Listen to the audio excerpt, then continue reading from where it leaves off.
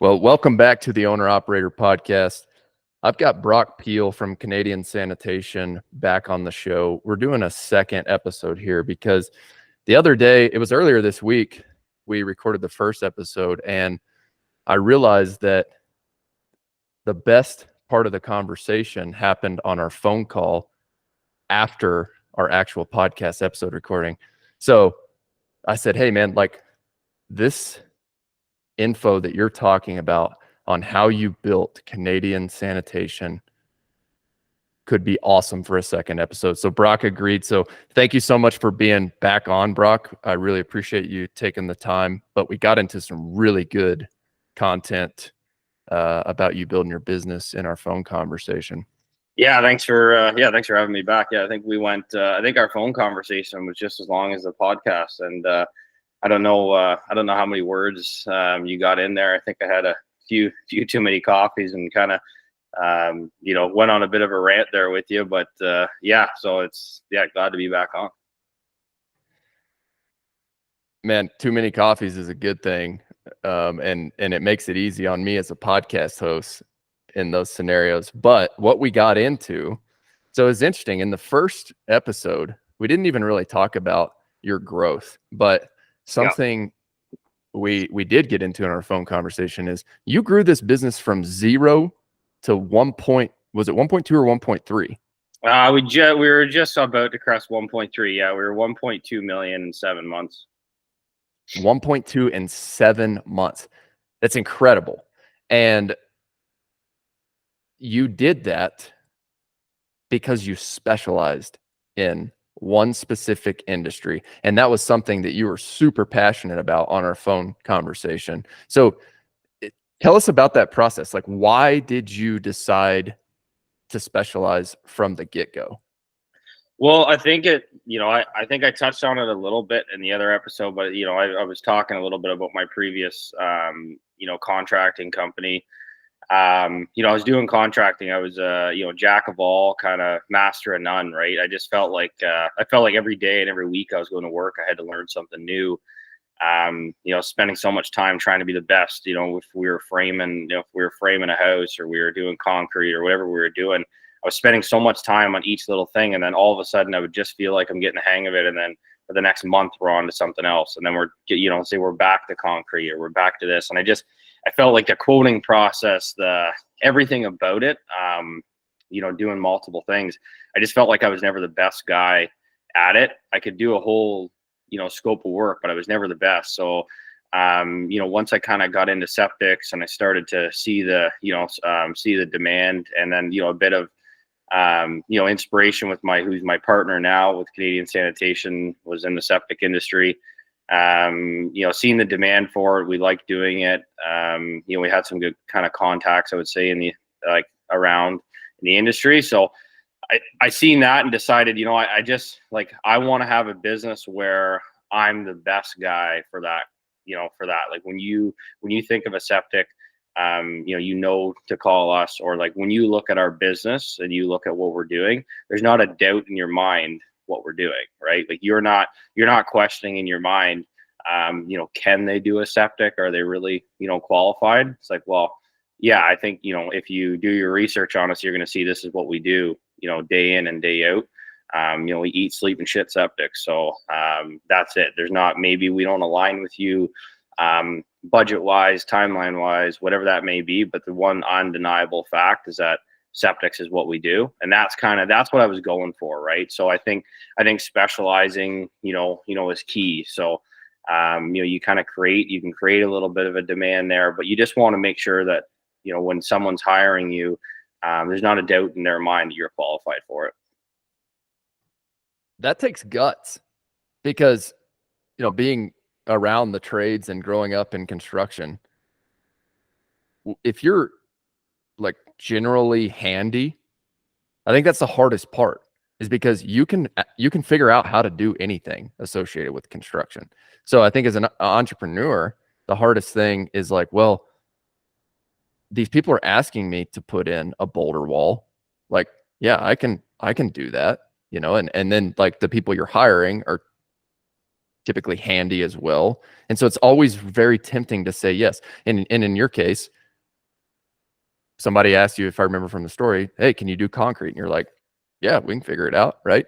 But one thing we talked about in our phone conversation was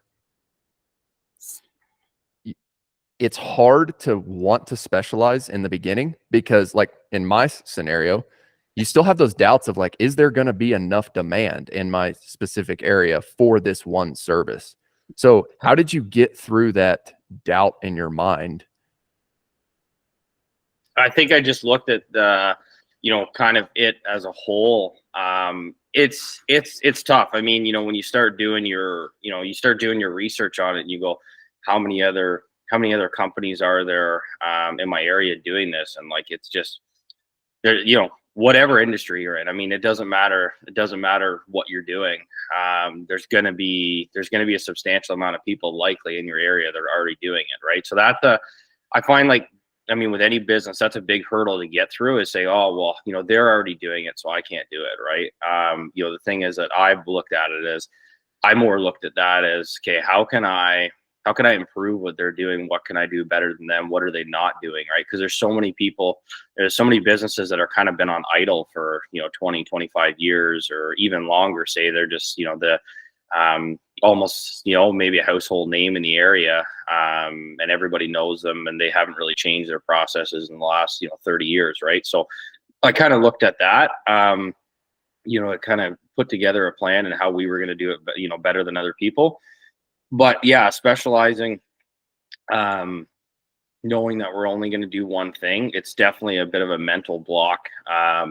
Because again, I know I can dig foundations. I know I can do, massive, retaining walls. I've done, huge concrete pours. We've framed a 25,000 square foot equestrian center. Like, there's a lot of stuff that we can do. But it's just not to jump to that and jump around, and kind of get that shiny object syndrome, right? And jump, go where the money is. I was, actually listening to a podcast yesterday on another kind of construction podcast, and there was there's a younger guy on there, and he was promoting, go where the money is and only go where the money is. If you do this, somebody offers you more money in this industry, or this looks like it pays well, go do that. You can always come back to this industry. And then, he was kind of promoting just only follow the money. And I disagree with that. I think that, if you want to be established in any industry, I mean, no matter what it is for you, if it's, if it's land clearing or trees or anything, like you kind of really need to, you really need to focus on that and learn how you can be the best. And kind of my thought, I mean, we've been fortunate, we've been busy, but it's definitely not from lack of effort and lack of work put in to be busy. When we first started out, like we started in the beginning of May when half loads came off. We didn't even have a credit card yet. Our website wasn't even hardly live, and we were, kind of getting going. The first 2 months, like it was tough, right? Like we had, kind of some jobs that had leaked over from our other companies.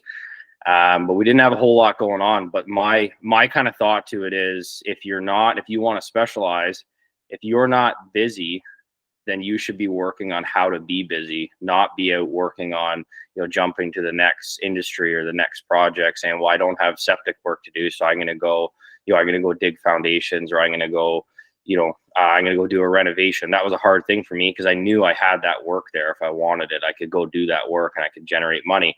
But that's going to take my time, and that's going to take my effort. When what I really should be doing is putting more effort into how do I get more work as a septic installer, right? And that's a bit of a mental block to get through because, you're kind of programmed to money, money, money, money. I need to make money this week. I need to make money this month, right? Yes, it's the flywheel trap that I think that most contractors or people starting a business in the trades fall into. Going back to the point earlier, it's like once you figure out how to do one thing associated with construction, it's like very easy to go figure out how to do the next thing. And so I feel like your mindset is very similar to Spencer Stevenson's. He's actually from up in Canada as well, but he's in the power wash business, and he promotes big time. Like, you don't need to start another business. You just need to focus on how to grow your own business. And he's done very well in the power wash industry. He's been in it for 13 years now. And I think they service like all over Canada. And something you said there, it's like, you don't need to go figure out how to find different work. You need to go figure out how to make your current service more busy, like if you don't have the work. So, all right, you said first 2 months, you didn't really have a lot of work. Can you just talk us through? I mean, this is very impressive. You went to 1.3 in 7 months. Yeah. First 2 months, you mentioned you're not that busy. Like, how the heck do you go about drumming up the work in the beginning, and then just like take us through the process? Yeah, I mean, some of it's a bit of a blur, I think, likely because of some definitely lost sleep. Because we had some work lined up. We had some work lined up come 1st of May. We were on the fence about buying this, large excavator, right? We kind of made the decision that we needed one big hoe to be able to do some of these large installs that we were getting asked to do. We were on the fence about used or new. Financing rates used were crazy. So we decided there was a local dealer here that, we know them, and I know them kind of, somewhat personally and they're a Hyundai equipment dealer. So we worked out a deal with them where we could rent the machine. So we did basically like a rent to own kind of thing, but 100% of our rent, say after 6 months, will go towards the purchase price. But again, so, we took this machine on because we had this work lined up for May, and the machine was, it was $7,500 a month rent. Plus we had a skid steer, we had a payment on that, brand new skid steer that we bought. And we had this work lined up, with somebody, and those jobs fell through like literally the week before. There were, a couple big installs. They pulled them out from underneath of us, and we were just left sitting there going, holy shit, we got, we started this out with $10,000 a month and, equipment payments, plus our wages, plus an employee that I brought over from my other company. So, it was definitely, stressful, from the start. My partner brought in some work from the previous year. So he had some work, that we could kind of do. Some of them weren't coming up till later in the year. So we had, maybe one system to do, and then we had another one to do in the next few weeks. So, and I had a job, I had some excavation work from my previous company that we could do. Somebody wanted us to do. So again, I mean, contrary to what I said, focus on how to get more work and not, kind of going to the next thing. We did take on another job, but again, we kind of split that up between, the three of us, and, those guys really jumped in to kind of try and get that stuff done. And I was like, okay, I'm going to really focus on how we're going to get more work here. So we focused on the marketing, and also, just focused on, on the relationships, right? Trying to talk to the right guys, trying to kind of get in the right rooms, introduce yourself, to the right people. And once we kind of got once those jobs started to roll, we got a few from a builder, got going, and kind of just got some traction. And we, right away, and with social media and everything too, right away, we kind of impressed a few people with what we were doing. We got, a referral there, started working with, did some work for, like a local environmental engineer. She ended up sending us some more work. We did a bunch of work for them. And then it just kind of started to come in, honestly, Austin. We had a few good contacts. Like, I would say, probably 30-40% of our work came from like probably two people, realistically, like two builders. Really was probably 30-40% of our work. And then the rest, most of it was, all organic. Let's dive into this, because a lot of people have reached out to me on X and asked, hey, I've got a little bit of work lined up, but how do I go get more in the beginning when I'm starting the business? And this is something that comes very natural to you. I can tell you didn't really have to think about this. You just went and did it. But can you tell us specifically? All right, take us back. Like, take a second to try to put yourself back in that situation. Yeah. You know, you've got 10 grand a month, equipment nut to cover. You know, those jobs fall through. Like, where does your head go? You mentioned marketing. You mentioned getting in the room with the right people. So can you specifically tell us some steps that you took in that situation? Marketing. Marketing's definitely key. I was happy that we had, we did pull the trigger again, but, we pulled the trigger, say, around April, to get the website going and, kind of get going with our SEO and our Google ads. But again, I mean, you pay that money for a website, you start your SEO, you start your Google ads, like you're starting, you're a guy with like 0 reviews on Google. Like Google doesn't, essentially give a shit about you, and nobody else does really. Right. So, we kind of had high hopes for that, and some work did come in from that. But, really it was just, I was, I kind of realized, I'm like, all right, this Google, is great, but it's almost like, it's almost like the analogy that you have to, you need money, it takes money to make money kind of thing, right? It's like, that's almost how I felt with Google. It's like, well, yeah, Google's great. But you almost need like, you need a bunch of time on Google, and you need a bunch of good reviews, and you need a lot of time with SEO. So it's like, you need to be a good functioning business before you're going to be looked at as a good functioning business on Google. So starting out is kind of tough on it. So, first thing that my head goes to, like look for builders, look for other contractors, talk to guys, cold call guys. Like I'll go around, I'll see a builder online, say in my area, or I'll see a sign up, and I'll just call that. I'll just call a sign, or I'll stop by the site. Like, this year, I mean, prime example. Well, I cold called a guy 2 weeks ago. I was out that afternoon to quote a septic for him for a brand new build. I got that. I gave him it was a $60,000 estimate, and I had deposit the next day. He sent me for another one. I'm actually going to look at after this podcast. It's going to be a large one, probably, close to 6 figures. Again, just cold call this builder, and he says, well, actually, perfect time. I got 2 for you to quote right now.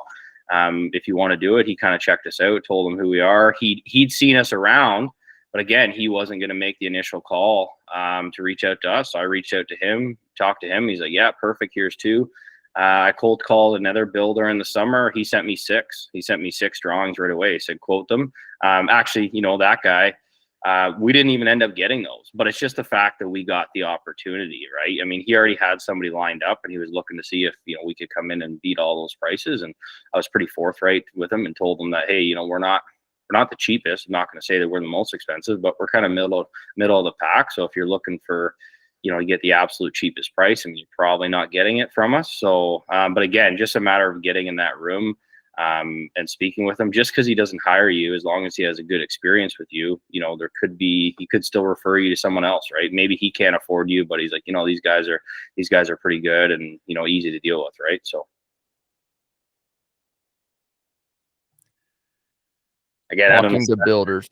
Yeah, I don't know if that was the answer you're looking for, but just talking to people, like cold call builders, cold call like other contractors, show up to their site, call them, like, get yourself out there, and talk to people. That's the biggest thing, right? Like you don't know who they're going to know. You don't know, what they got going on. And I mean, they may have their guys that they work with, but this whole industry is like, it's all relationship based. Like that's what we've really found is like, it's all about relationships. Like once guys establish a good relationship with a company to work with, like we have 1 or 2 builders that we work exclusively for them.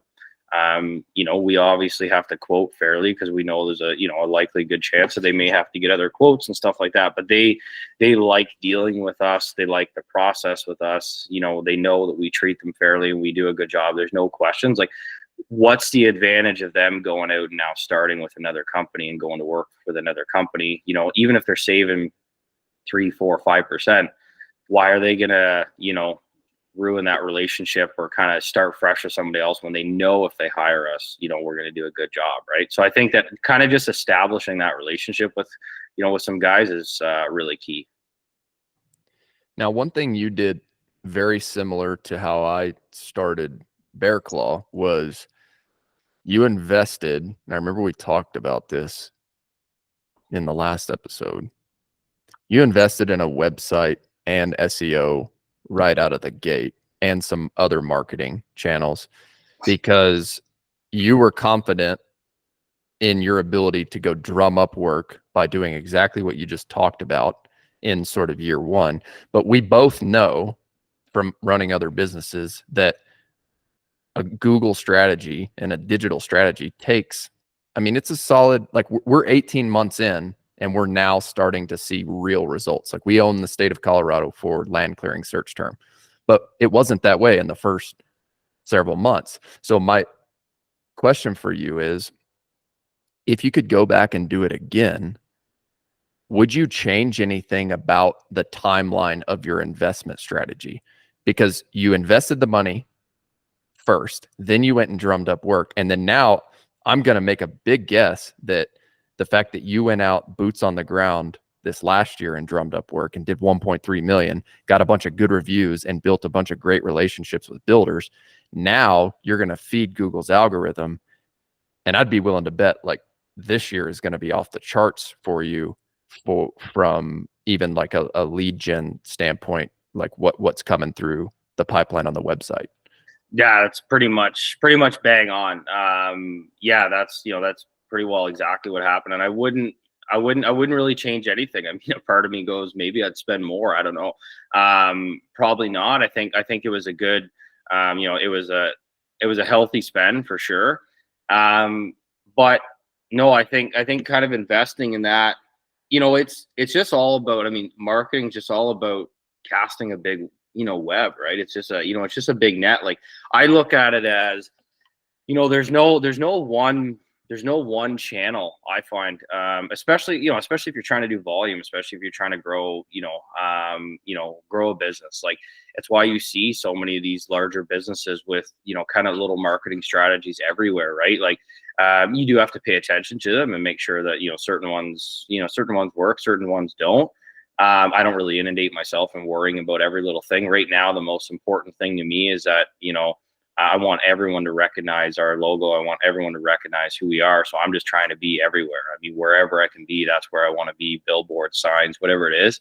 But it's just about a big net. I mean, if you can get one if you can get one, I don't want to call everyone a builder. I mean, it depends on your industry. For us, typically a lot of our work for new installations are going to be, coming from builders, right? The competitive part of that is a lot of site works guys will do the septic as well. So that's kind of a hard thing for us. Like I would say that's a big challenge, right? Is like, you're going to hire a guy, the process of hiring a guy to do the excavation, all the site works, the grading and all that kind of stuff and not have him do the septic. I mean, it's kind of rare. Usually that guy always does the septic. So we're kind of, really unique there where they go, will you dig the foundation, do the site works? And we say, no, we won't do it. So not that we're not qualified for it. It's just a matter of that's not our lane, right? We want to stay in our lane. So, but again, if you can get some work from, if you can get 2-3 jobs from one guy and you get a couple jobs from another guy, pretty soon you can find yourself where you go, okay, I know 30 to 40% of my work, I'm going to get like say 30 to 40% of the revenue or work that I need. You're not guaranteed, but very good chance that you're going to get that. And that's going to keep coming, that's going to, as long as these people stay in business, you're likely that's going to feed your business, right? It's not going to feed your whole business. And I think that's where people really go wrong is they look at some of these contacts and really think they can build their business off the backs of somebody else's business. And again, any other business can drop you, like a hat, right? So things can change very quickly. But again, if they can, if you can get 30 to 40% of your work or even smaller percentage of that from, say a certain selection of people, well, now if you can pull in another, maybe 30, 40% of your work through Google, once you start getting up there on the SEO, now, just through your Google and a few people, you're now at 70, 80% of the work that you need for that year, really, boots on the ground, social media, whatever it is, whatever other channel you need, you're really only trying to make up that 20-30%, right? You're not trying to make $1.2 million, through your, Google SEO search engine, right, worth of work. You're just trying to make up that kind of small percentage. But it's all kind of bite-sized in each kind of individual avenue, right? Whether it's Google, Instagram, like I said, haven't really got much from Instagram. It's more of a digital resume. But that's the way that I look at it, is just kind of casting a web. But you're not going to get all your work, generally, in my experience. I mean, someone might say I'm wrong, but you're not going to get all your work from any particular, any one source of marketing, right? Absolutely, 100% agree with you. I have 2 questions for you. One, and this one can be a short answer, like, how much did you invest in the marketing strategy before you even had work? Close to 4,000 on the website, and then we were right out of the gate. We were 3,200 a month for our SEO, Google Ad, and website management. And then I think, and then say, we probably chewed up another 500 a month. And then I had a sign. I had a sign at a gas station there, like a big sign. So I mean, we're probably close to 4,000 a month. Right out of the gate, no revenue. We got $10,000 a month in equipment payments, $4,000 a month in marketing. Plus payroll and paying. We only had one employee, it was myself and my partner, but we have to get paid, so we got all these expenses. Right out of the gate, we're pretty much starting at $20,000, $25,000 a month in expenses. Yeah, I can hear you on that. It's very similar, the way we started. I'm curious to hear, though, did you, you obviously had an unbelievable amount of confidence in yourself to go pull that off, to be able to say, hey, I know that we need these expenses. You know that you need the equipment. You got to sign up for that monthly payment. And then you know that you need the marketing eventually. So, and the investment in payroll to be able to fulfill these jobs. So you pulled the trigger on that early on. You've got an unbelievable amount of confidence to go fulfill the work. Did that drive you even more to go get the work? Yeah, 100%. I think, when you got those kind of expenses, again, and I got my home, I got a wife, I got kids, my wife's on maternity. My life is expensive. I mean, not that I'm overspending, but just to live my daily life is expensive, and I need money to be coming in. Right. So, plus taking on this massive undertaking, really, I mean, to us, this was a huge undertaking. And I think it was a lot of blind confidence in some ways. But I think it was just most situations that I've ever put myself in. It's just that confidence that I know that I can, it's like, I will figure this out. And it was kind of even like the machine for $7,500 a month. Okay, if we take this machine at $7,500 a month to rent it, if everything goes to hell in a handbasket, we'll send it back. Right. So it was kind of that, like, what's your absolute worst case scenario? So I, generally with most things I do, I'm like, I look at worst case scenario. Am I going to die? Or am I going to go bankrupt? To me, that's my 2 worst case scenarios. So if neither of those are going to happen, well, then I'll probably take the chance. So that's kind of the way that I look at it. And I think, my business partner, he had a lot more experience in the industry. I had a little bit of a better handle on kind of the business side and financing side, and kind of basically the plan of attack of how we were going to do this. So he had a bit of blind trust in me, and I'm glad that worked out, because he would have been a little upset if I convinced him to do all this, and we didn't make it 3 months, right? So I just said to him, like, let's pull the trigger on this, and spent really out of the gate, we're sitting there with $400,000 worth of worth of equipment, right? So definitely nerve-wracking, to say the least, but I think just the confidence and knowing that you're going to figure it out. I mean, one way or another, send that machine back, my employee, lay him off, whatever. I mean, go back to the roots of it if we have to. And my partner and I talk about it all the time.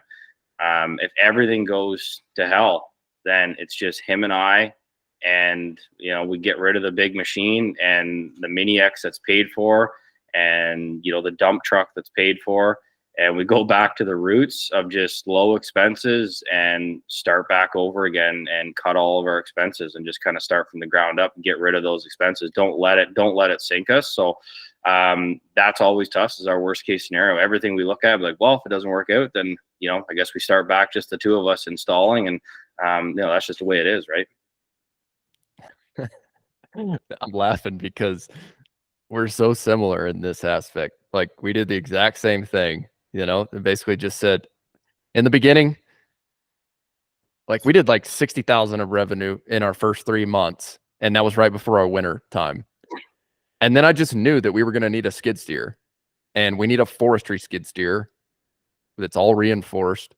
So it's literally like the most, like, they're the most expensive skid steers on the market. But I just knew that it was what we needed to build the business. And I remember specifically talking to my dad before year end, and I'm like, man, I know I need this skid steer. And he's like, then why are you questioning it? Just go freaking get it and then go sell the work. Like, you've never backed down from a challenge before, so why are you questioning this? And I remember having that conversation with him and just being like, yep, he's right. Like, you have to place a bet on yourself in these kinds of industries, because there's always the chicken and the egg problem. And so many people are always asking, like, how do you think about getting the equipment before you have the work, or do you need the work before you have the equipment? It's like, you need both. So just go figure out a way to get both, right? Yeah. Exactly. Like, it's, it's hard. Like, I'm very kind of swayed on that, like, on that decision. Like, people all ask me all the time. I got people right now asking me, like, I want to start my business. Like, what do you think I should do? Should I buy the equipment? And honestly, I don't really know what the right answer is all the time, because for one, everybody's different. I mean, I think everyone has the ability to figure it out. I think you really need to assess it.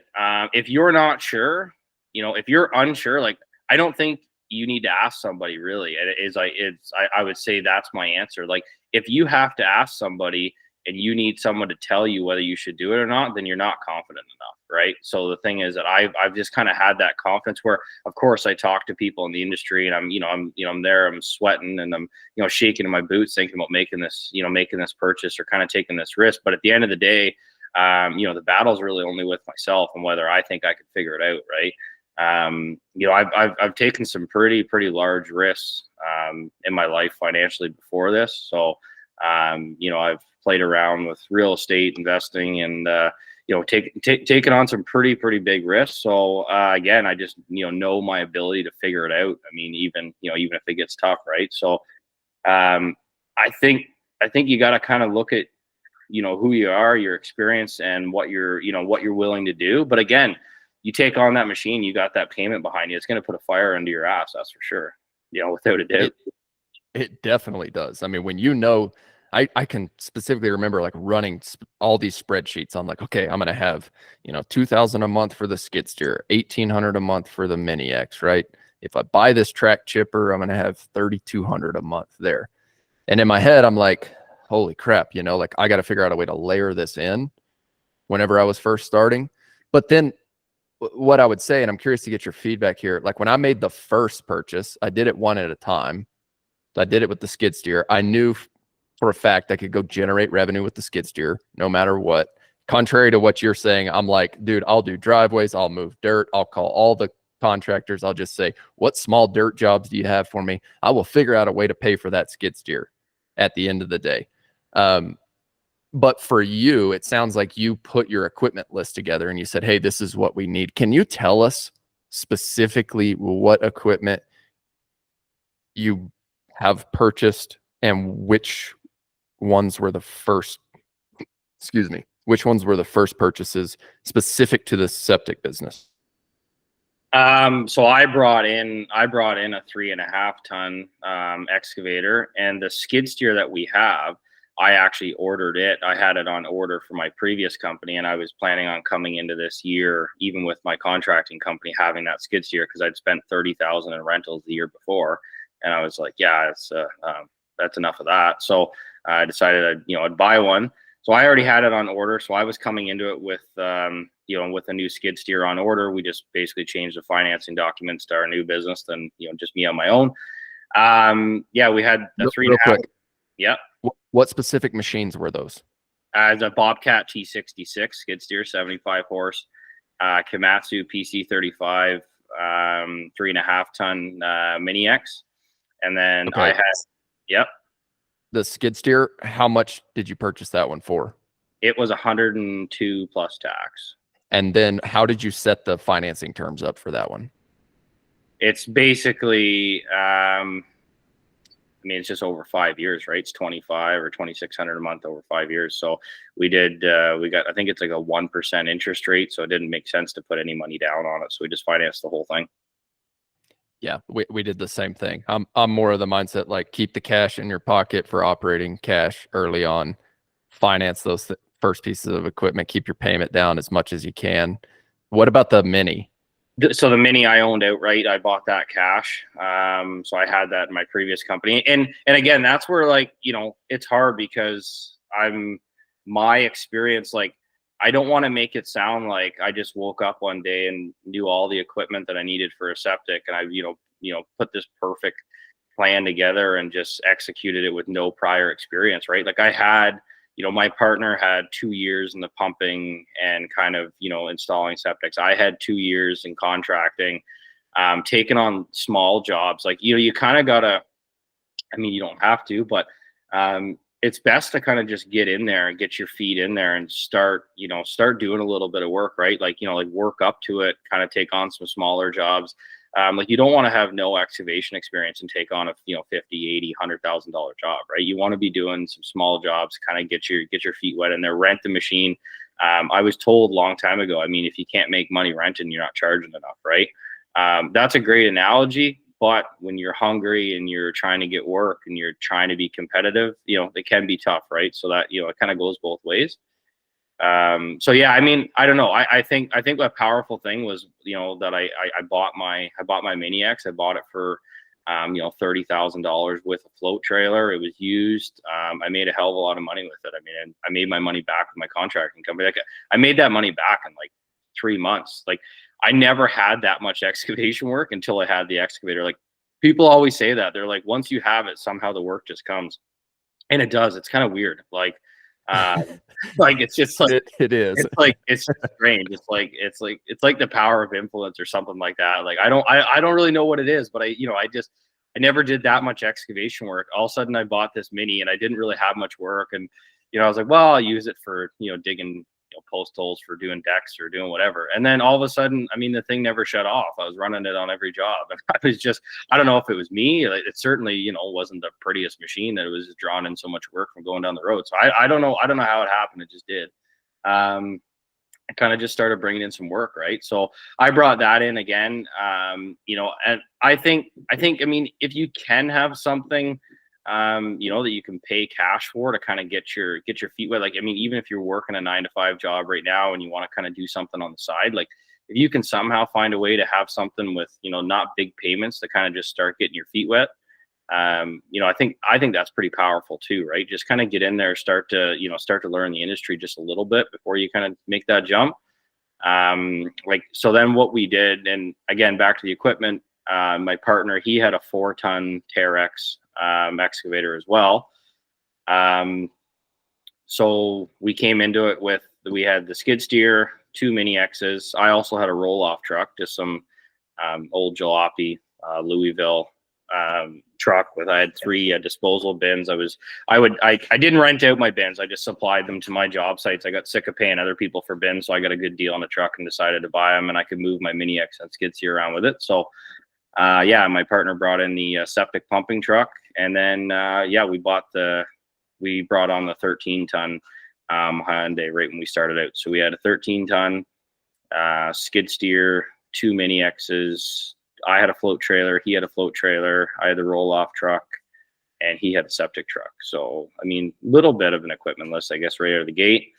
If I was to do it, I guess really the answer probably that anyone would want to hear is, if I was to do this again, or if I was going to do this on my own. If I was starting out, I would have a skid steer, a 5-ton Mini X, or maybe an 8-ton, but a 5-ton can do a hell of a lot of work.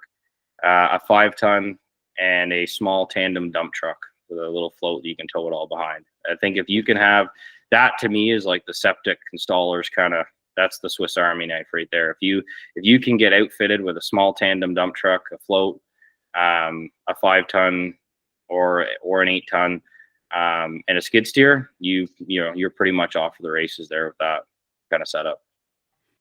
How much did you spend on your dump truck?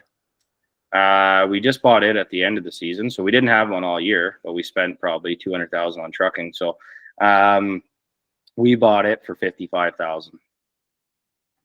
Used? Yeah, used. What year? That's a 99 Western Star. 99 Western Star, and how many miles? It's got it'd be equivalent to 400,000 miles, around 600,000 K. Okay. I bought it from someone I know, and we may kick ourselves in the ass for it, for buying used, and we might be inundated with too many repairs. But right now, it's about just trying it out and seeing, how do we like having our own truck? Is it going to make sense? We have a driver for it and stuff this year, so we'll see how it is. Try it out. We were fortunate enough to be able to, pay cash for it because we bought it, at the end of the year after we made some money. So we bought it cash, no payments. So we're kind of see how that works out. And if we do a year with it and the truck never shuts off and we find it's a huge asset to the business, then we may assess buying a new one, right? But you're going to be putting on another $5,000-$6,000 a month in payments just for that. Yeah, for sure. I mean, we've definitely discussed this in our business as well. But how, you said you spent $200K on trucking. How much is it? Is it billed by the hour up there in your market? It depends. So that's why we bought a truck, right? So if we're loading out fill, like we're loading out clean fill, then it's billed by the hour for the truck to sit there. So it's about about $150 an hour for the truck to sit there.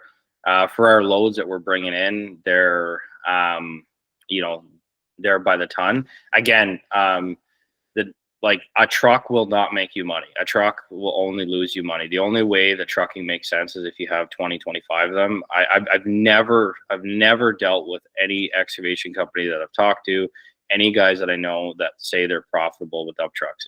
I don't know how you are. And I think if you're saying you are, then you don't understand your numbers and you're not keeping track of them close enough, because you will not make money with your dump truck.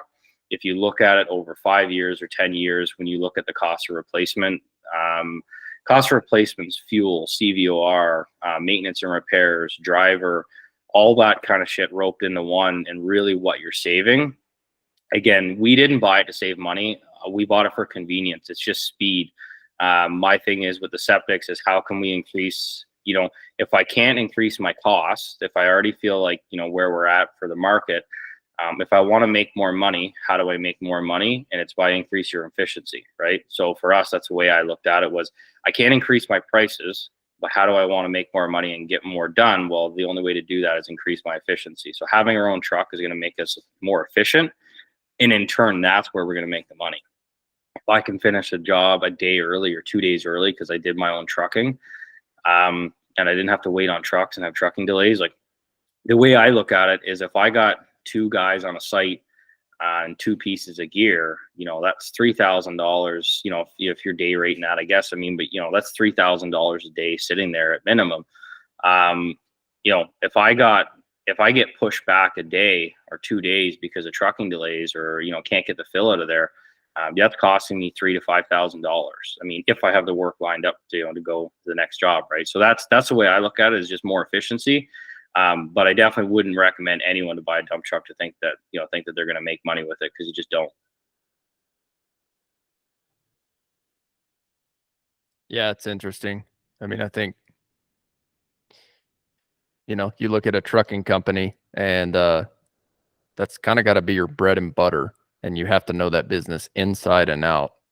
And it's a volume-based business. It's the same thing I say with the septic pumping, right? you can't make money pumping, 10 septics a week. You got to be doing 30 to 40 to make money, right? Tim Hortons or McDonald's, they don't, there's not a big, it's a penny business, right? It's all about pennies. You just got to sell, billions of them. So that's that's the analogy to it. I mean, if I look at, bringing a load of material, I mean, even if it's a couple in a day, well, if I can get a triaxle load of sand for $400, from somebody else, and I can send my truck and I pay $100 for it, the $300, okay. But if I look at the fuel, the maintenance and the labor and the cost of replacement of that truck, I mean, to only save $300 on that load, or say it's $250 in the load, it just doesn't, unless you're doing 10 loads a day consistently all throughout the year. I mean, I just can't really make a whole lot of sense of it, right? Again, it's for efficiency and it's for convenience. It wasn't really a financial decision for any sort of revenue. Understood.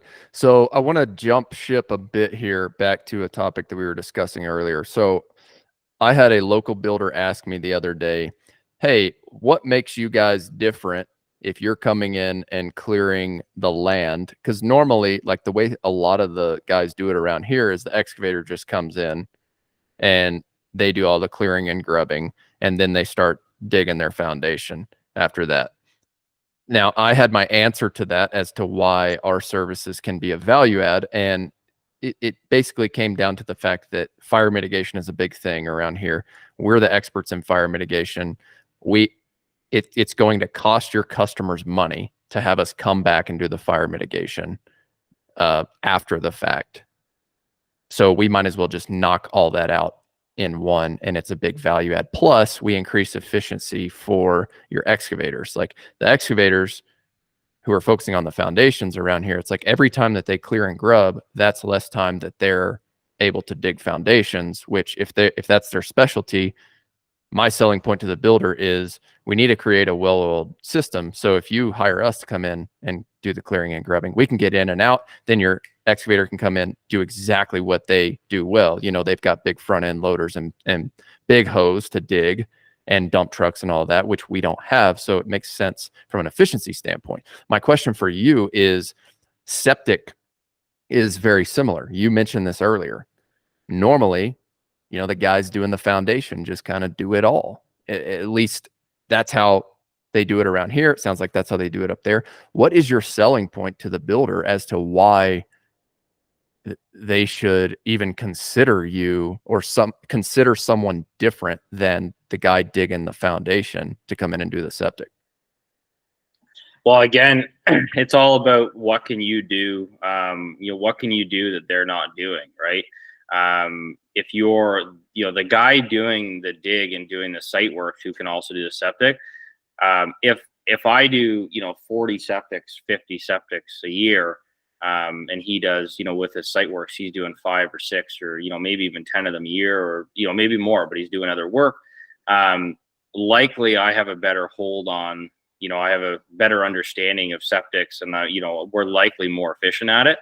But, that's not really, it's not really just a selling features. You can't go in there and say, well, I guarantee I'm better than that guy. And the guy's going to go, well, it's shit pipes in the ground. So as long as it flows and, shit runs downhill, if he's cheaper, then, I'm going to go with him. So that's kind of an uphill battle there. But again, it's just trying to be the best in what we do, our design process, our quoting process. And also, like, I think, I touched on this, like when we were on the phone, is, the thing is that we're not, we stay in our lane kind of thing.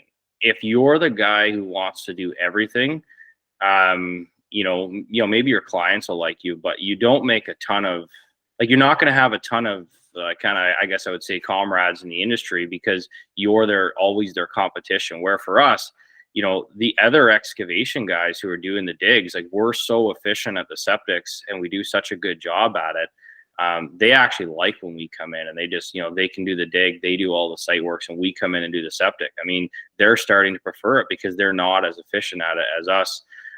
We have a large excavation company that's, maybe hiring us. They do septics, but they may be just subbing it out to us and having us go in and do them because they're more complex systems that they don't have experience with. So if they can take our price, tack their 10, 15, whatever, 20% on it, If they can sell the job, they're just going to get us to come in and do it, which is fine by me. But I don't touch the site works, right? I don't touch the dig. I don't touch anything like that. So we have some other guys, like, we get work from other excavation contractors who do site works. They could do the septic, but we send them work, right? When someone calls us for a job, sometimes a builder will reach out to us first. His first thing is like, all right, I need septic and I need this excavation done. So if they reach out to us first, I kind of always ask the question, hey, do you got somebody for the site works yet? No? Okay. Well, I know a guy that we work with a lot. We can kind of come in as like a package price and offer a full site works thing. Again, I'm only offering my price on the septic, but I have a really good excavation contractor that I work with, that will kind of try and sell his business in there too. Be like, hey, even though we're two contractors, we can kind of put this together as like a package price for you. And he'll put his numbers together and I'll put mine together. And we kind of come in on the job as a whole. And I feed him work and he feeds us work all year round, right? So that's kind of that's how we work, right? And that is just to kind of stay in our lane, and we find that we kind of make more friends that way. Maybe not with the other septic installers, but certainly working with other guys we do. Yeah, I've been thinking about this since we had our last podcast recording. You said that, and it really hit home with me. And I think it's such a unique way to build a business because, would you agree that like right now, the way construction is done, it's like, oh, I have my excavation guy and they just do everything normally. Yeah. I'd say on like a lot of jobs, at least from what I see around here. Would you agree that it would be more efficient if the site work guy focused on the site work, the clearing and grubbing guy did the clearing and grubbing, the septic guy did the septic, and it was just all a well-oiled machine? If you're a builder and you had that network of like, hey, this is Canadian, Brock and those guys, like they are going to be in and out on that septic.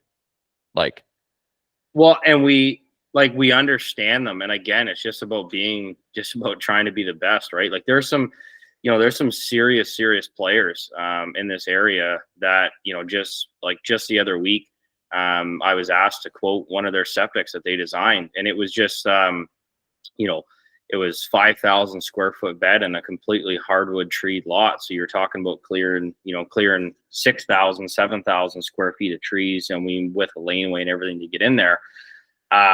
Just to get this bed in there. And I went and looked at this, and they've had 4 or 5 other contractors, 4 or 5 other septic guys quote this. Well, maybe not 4 or 5, but they had 2.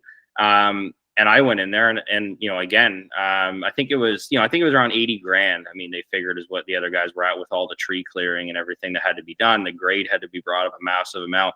It was just it was disheartening for me when I was there, because I just looked at this beautiful lakeside lot that was just going to be annihilated for a septic system. And I was there for 5 minutes, and I said, I pulled out, again, being the best in what you do. I can design these with a calculator on my phone or even in my head, because I know every number off by heart, right? So I know 5, 6 different systems, 7 different systems, and I know those calculations, and I know, the flow rates for the house and the square footage. I know all that off the top of my head. So I can, really, can blow a builder's mind when I'm standing there and I pull out my phone and I go, okay, so your current bed's at 475 square meters. I can cut it down to 75, right? So you've now taken a bed that's over 5,000 square feet, and it's now 850 square feet, right? And I said, and give me 10 minutes to run some numbers. Oh, and also because I don't have to clear 6,000 square feet of bush and bring in this much material. Those prices were 80,000. I can actually get you in a better system, advanced treatment system, top of the line Cadillac of all systems, and I'll do it. I can get it in for 55,000. So not only did I save him, not only did I save this guy 25,000, but I also saved him 4,000 square feet of bush and space on his property, right? And they couldn't throw the money at me fast enough to do it. Do you have to have septic engineers design the system? No, I do. I do all of our designs. I have my BCI. So in here, it's you need a BCIN. So I have my BCIN for septic design and installation. So in Ontario here, you can be an installer designer. So I can design a system that I install. I can't design a system and sell it to somebody else that they can install. I mean, mind you, I do help a lot of other guys design systems and they just put their BCIN on it. But, that happens often, but I can't design a system and sell it. Like somebody can't come to me and me design it and them go get a permit with it and some other guy goes and installs it, right? You have to have what's called the legal course, which I was actually supposed to do and just never got time to do it. And I don't really have a desire in being a legal designer. I don't want to design systems for other people. I just want to only do them for myself. So. Got it. What thoughts in your head? I know that last time we spoke on the phone, you said, man, there were a couple things that you wanted to hammer home on the next episode. And I remember one specific, but what else comes to your mind? Yeah, I think, and again, we don't have to dive into any of these. I just kind of a couple of points, and this is just from my reference and my experience. I think, a big thing is, and I've heard this. I think I heard this from you, and I don't quite remember. That you were talking about this. Don't count on anybody else. Don't count on others. When I say it's good to make relationships with builders. Don't base your business off it, and never base a decision off what somebody else tells you. I mean, I've had so many guys over the years tell me, I can give you all this kind of work, and we got, guys, people want to talk big and they want to talk about all this work, that they can give you and all the stuff that they can feed you. I've never seen any of it hardly ever pan out from any person that's ever made those kind of guarantees to me for anything, right? I just kind of let it roll off one shoulder and the other. But I've fallen into that trap before where I get so excited about it. I'm at home and talking to my wife. I'm like, this could be huge. And this guy's got all this work. He's got too much and he's going to send it to me. It's usually complete bullshit. They may have the work, but again, they have to feed themselves first. You can possibly be there to pick up some scraps, but, a lot of times in my experience, it's never panned out, right? I mean, guys, other contractors say, oh, we got so much and I can send you all this work. You can take some advice and have a relationship with those people and, work well with them, but, don't base your business off them and don't base any decisions off them. If somebody tells you, if you buy a skid steer and a mulcher, I can give you all this. I can give you so much mulching work. You'll be busy all year. Don't trust that. Make sure that you got a good business plan aside from that, because it's probably bullshit. And again, when he actually gets the first bill from me or the first quote, he's going to go, oh, actually, I can probably do it myself, or I'll just buy it myself and do it myself, right? So I think that's one. The other thing is, with your, this may be a little harsh, but with your friends and family and everything, like everybody wants to see you do well. But no one wants to see you do better than them. I think that's something that I've kind of learned, is that like everybody wants you to do well. They just don't want you doing better than them. So, just be careful in some of the advice and criticism, that you get from other people, right? You got to kind of follow your heart and follow what that you're capable of. And that's really the only thing that you can do. And I know there's a few other things we talked about that I want to touch on and I can't quite remember. So if you can remember a good one, then shoot. Well, I think you bring up a good point there, like friends and family. I've done business with friends, done business with family, and I think you just have to have an understanding that everybody has to have an understanding that nothing can be taken personal. In my opinion, business is business, and I'm in business to run a profitable business. That doesn't mean I'm trying to screw anybody else. That just means I'm doing I have my numbers, I have my margins, I have my percentages that I hit on every single one. And if it works, great. If it doesn't, then no harsh feelings and don't take it personal. I'm going to go to the next customer who is willing to pay, for the work. And we have our margins that we need to hit to run a great company. And it is what it is. And same with subcontractors. Like I've brought friends in on subcontracting agreements and had to have really hard conversations because, at the end of the day, like I have my rates that I pay subcontractors.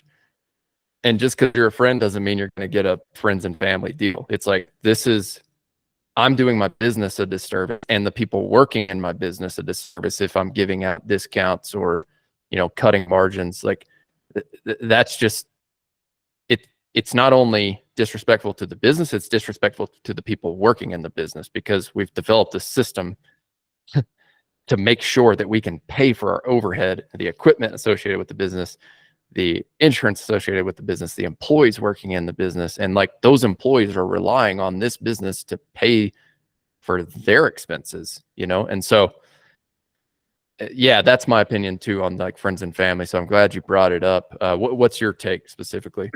I made a rule years ago.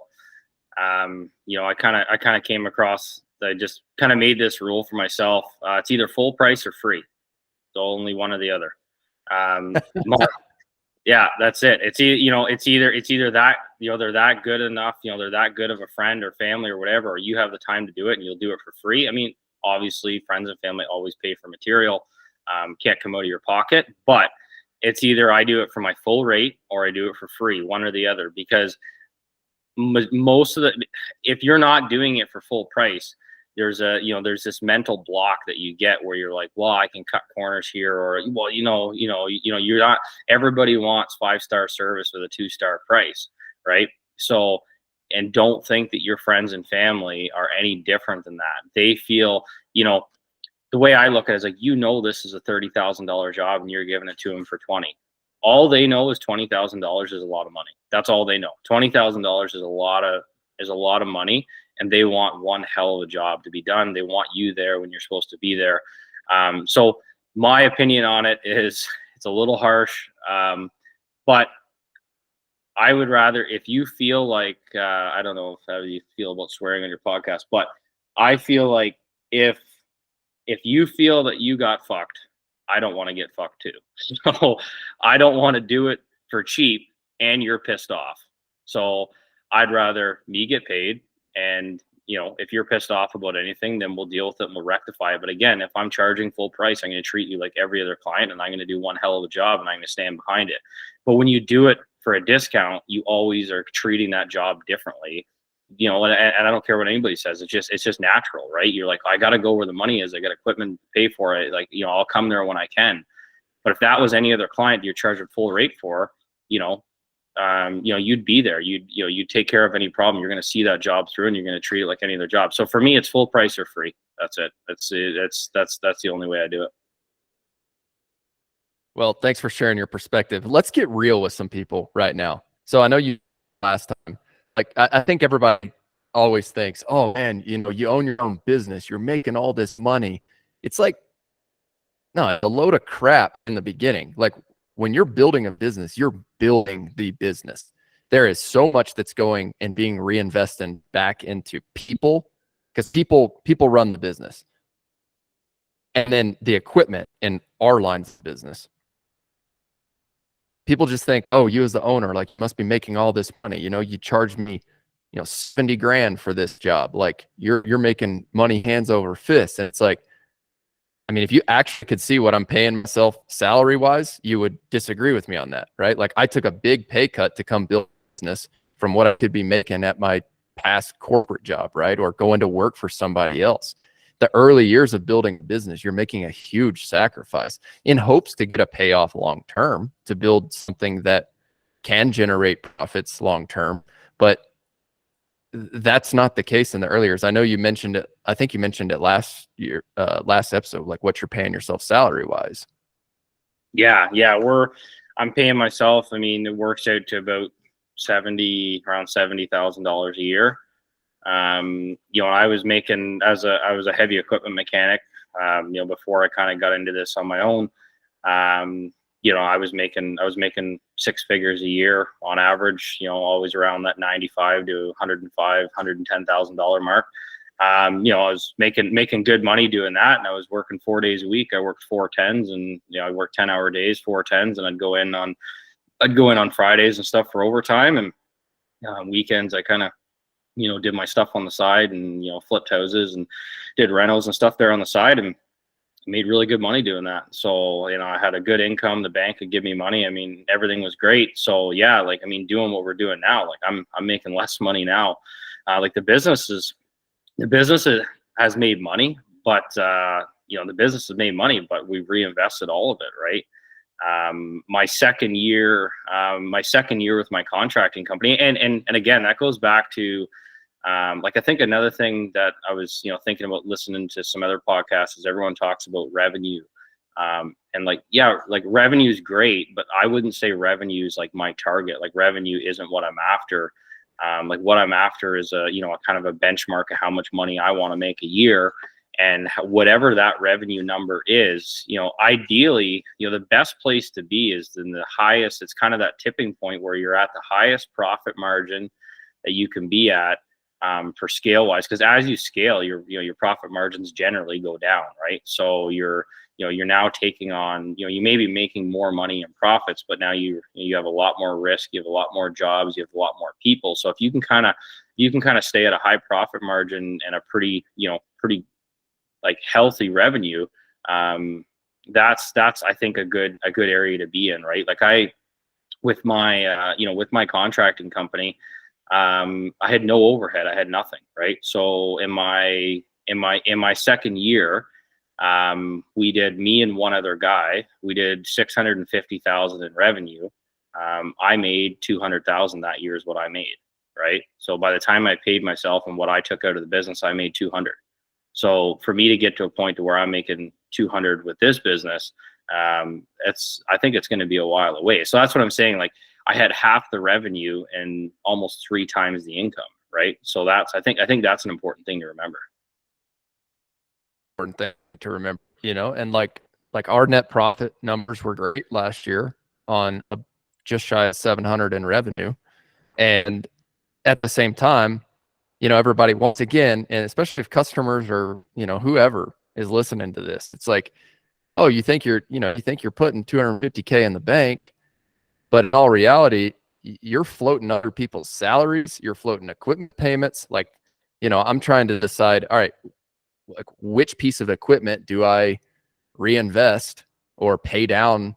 Like to your point, like you went and bought 55,000, you reinvest 55,000 bucks in a dump truck, which you said, like, you're not convinced it's going to make you money. It's just the cost of delivering 5-star service. And I think you and I share this. You and I are both 100% committed to creating like the absolute best business that we can create. And our core values, we hadn't even talked about this yet, but like, I want a place where people love coming to work. I want a place where people are proud to come work for the business and proud to wear the sweatshirts and the t-shirts and the hats around, because we take great care of our people. And guess what? That costs money. Every time you're generating 20% profit on a job, like what, I don't know about you, but what I'm thinking about is next year, it's like, you know, that 20% profit or 15% profit margin that I hit, I'm thinking about who do we need next on the team, or what piece of equipment do we need to layer in next to deliver the best possible service in land clearing and fire mitigation. And the reality is that costs a lot of money. And so, you know, like if customers are listening to this, or future potential customers, like in order for Brock and I to deliver a great product and a great service, we have to be able to say, you know what, we generated whatever 20% margins, you know, there's a couple $100,000 in the bank, but we aren't paying ourselves as owner that in the early years. We are taking that money and reinvesting that back into people or equipment or marketing to drive more work. Anything else you want to add to that, Brock?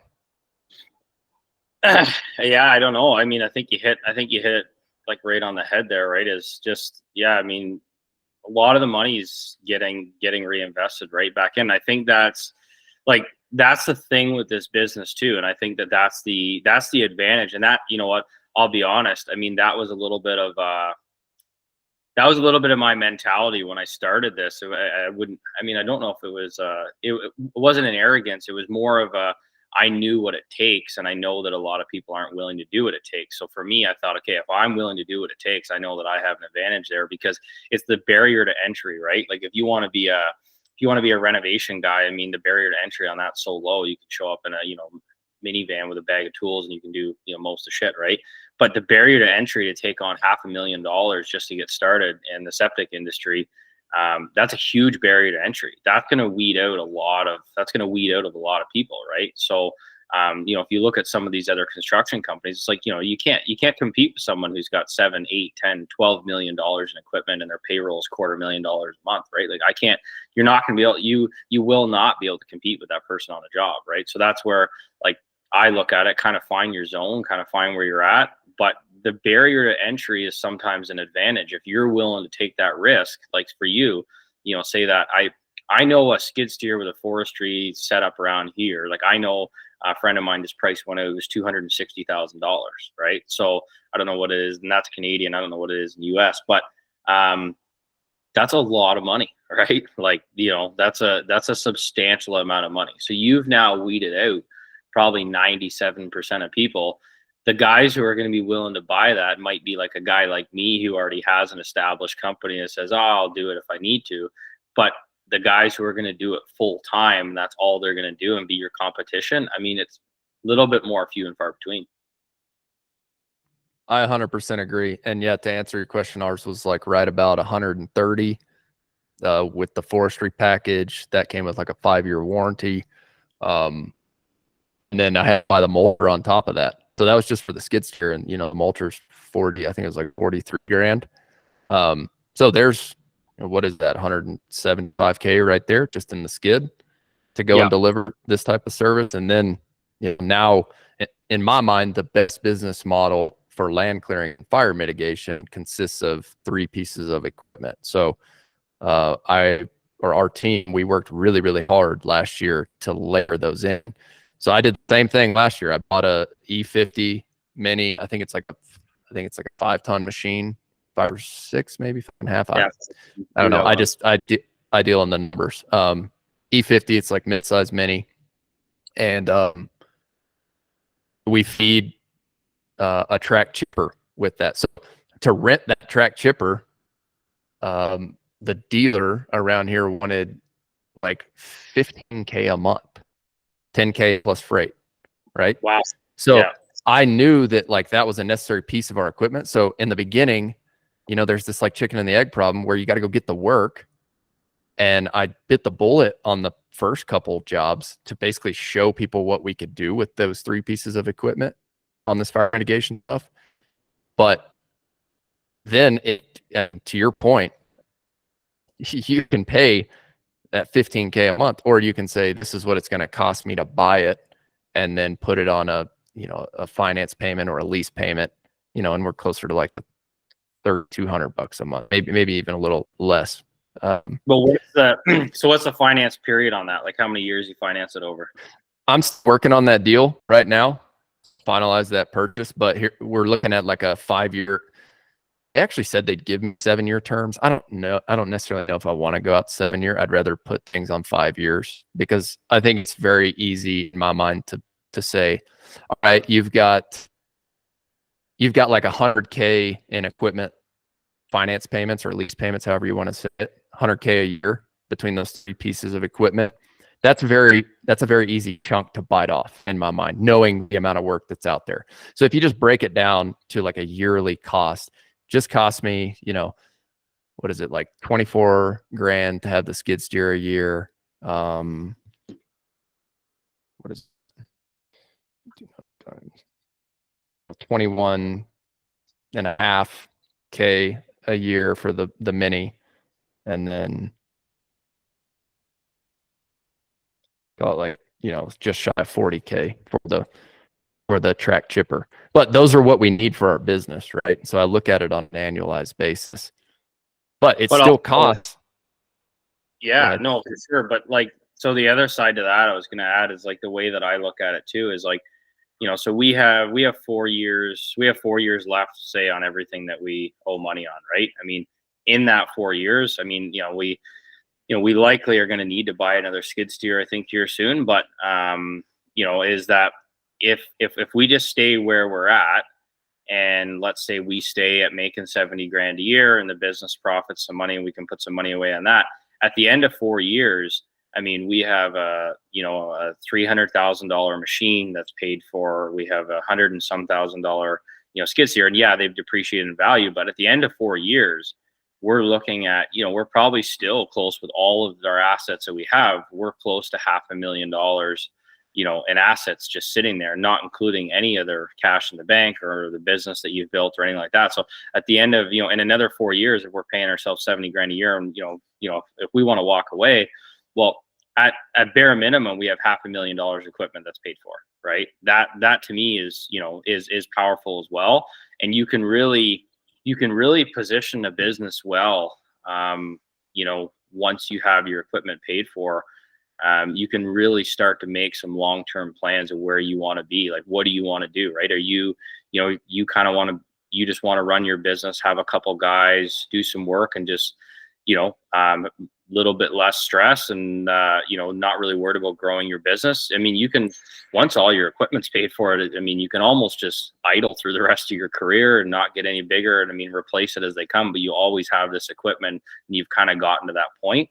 Or you can continue to grow, but, getting to that, if you have the equipment that you need, getting to that point to where your equipment's paid for, if you get to that point, I think is pretty powerful. You can ride out a lot of economy setbacks. I mean, if you need to, if things get really tough, I mean, nobody wants to do it, but if things get really tough, and work is scarce, I mean, you can reduce your rates if you have to. I mean, maybe you don't want to, but if that's what's going to get you through that year, or get you through those couple months to kind of, cut your prices down a bit.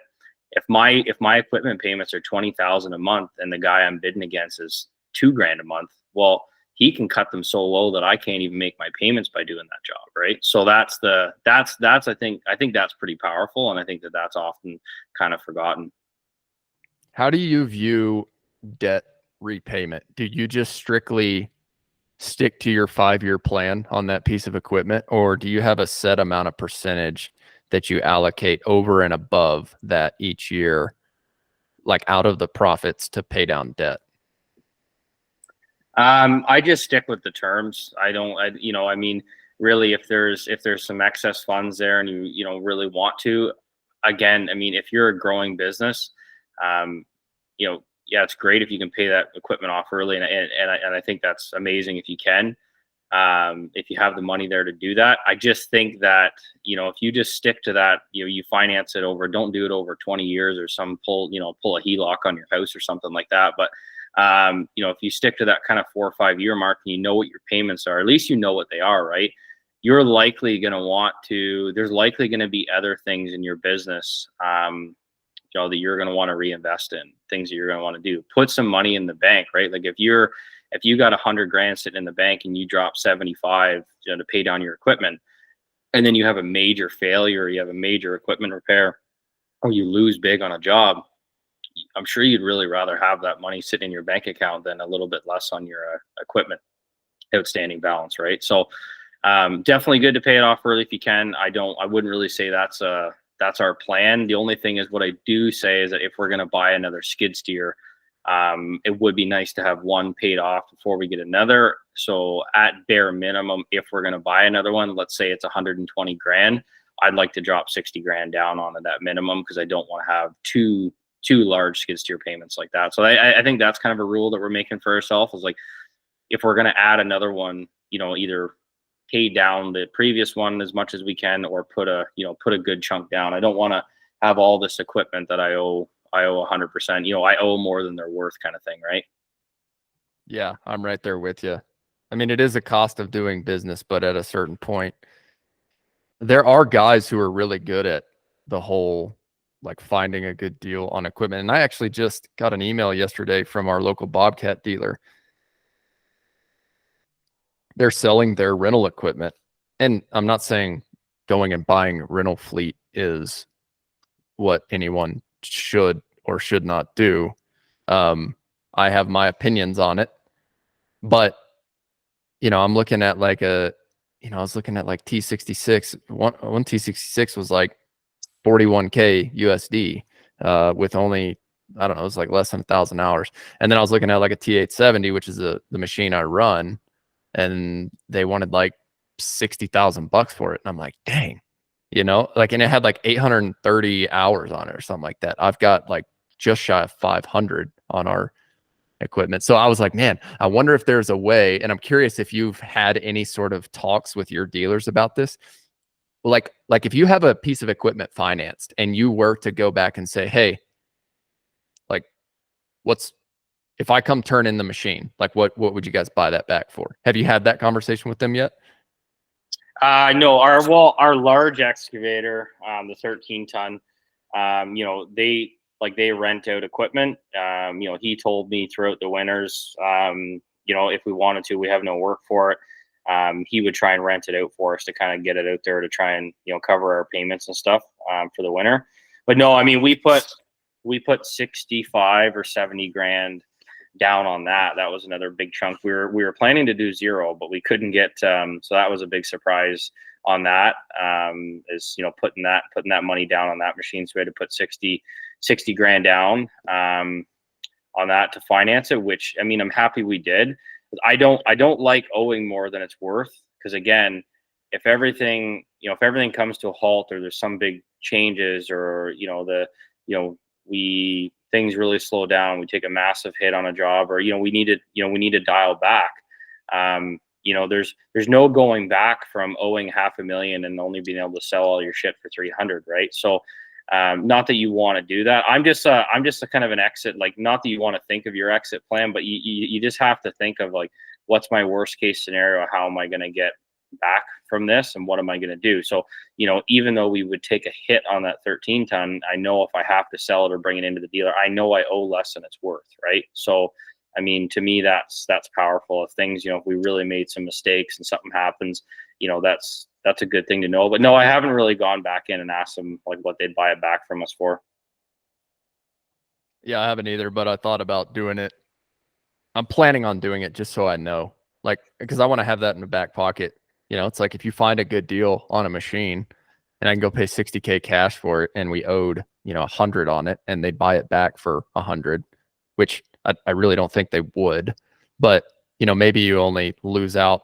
Maybe they'll buy it back for 90 or 95, right? If you can make those numbers work and you find another deal, and I could totally be derailing myself on things that I don't need to be focusing on right now, but it is interesting to me that I am starting to see better deals on used equipment right now than we were like a year, and especially 2 years ago.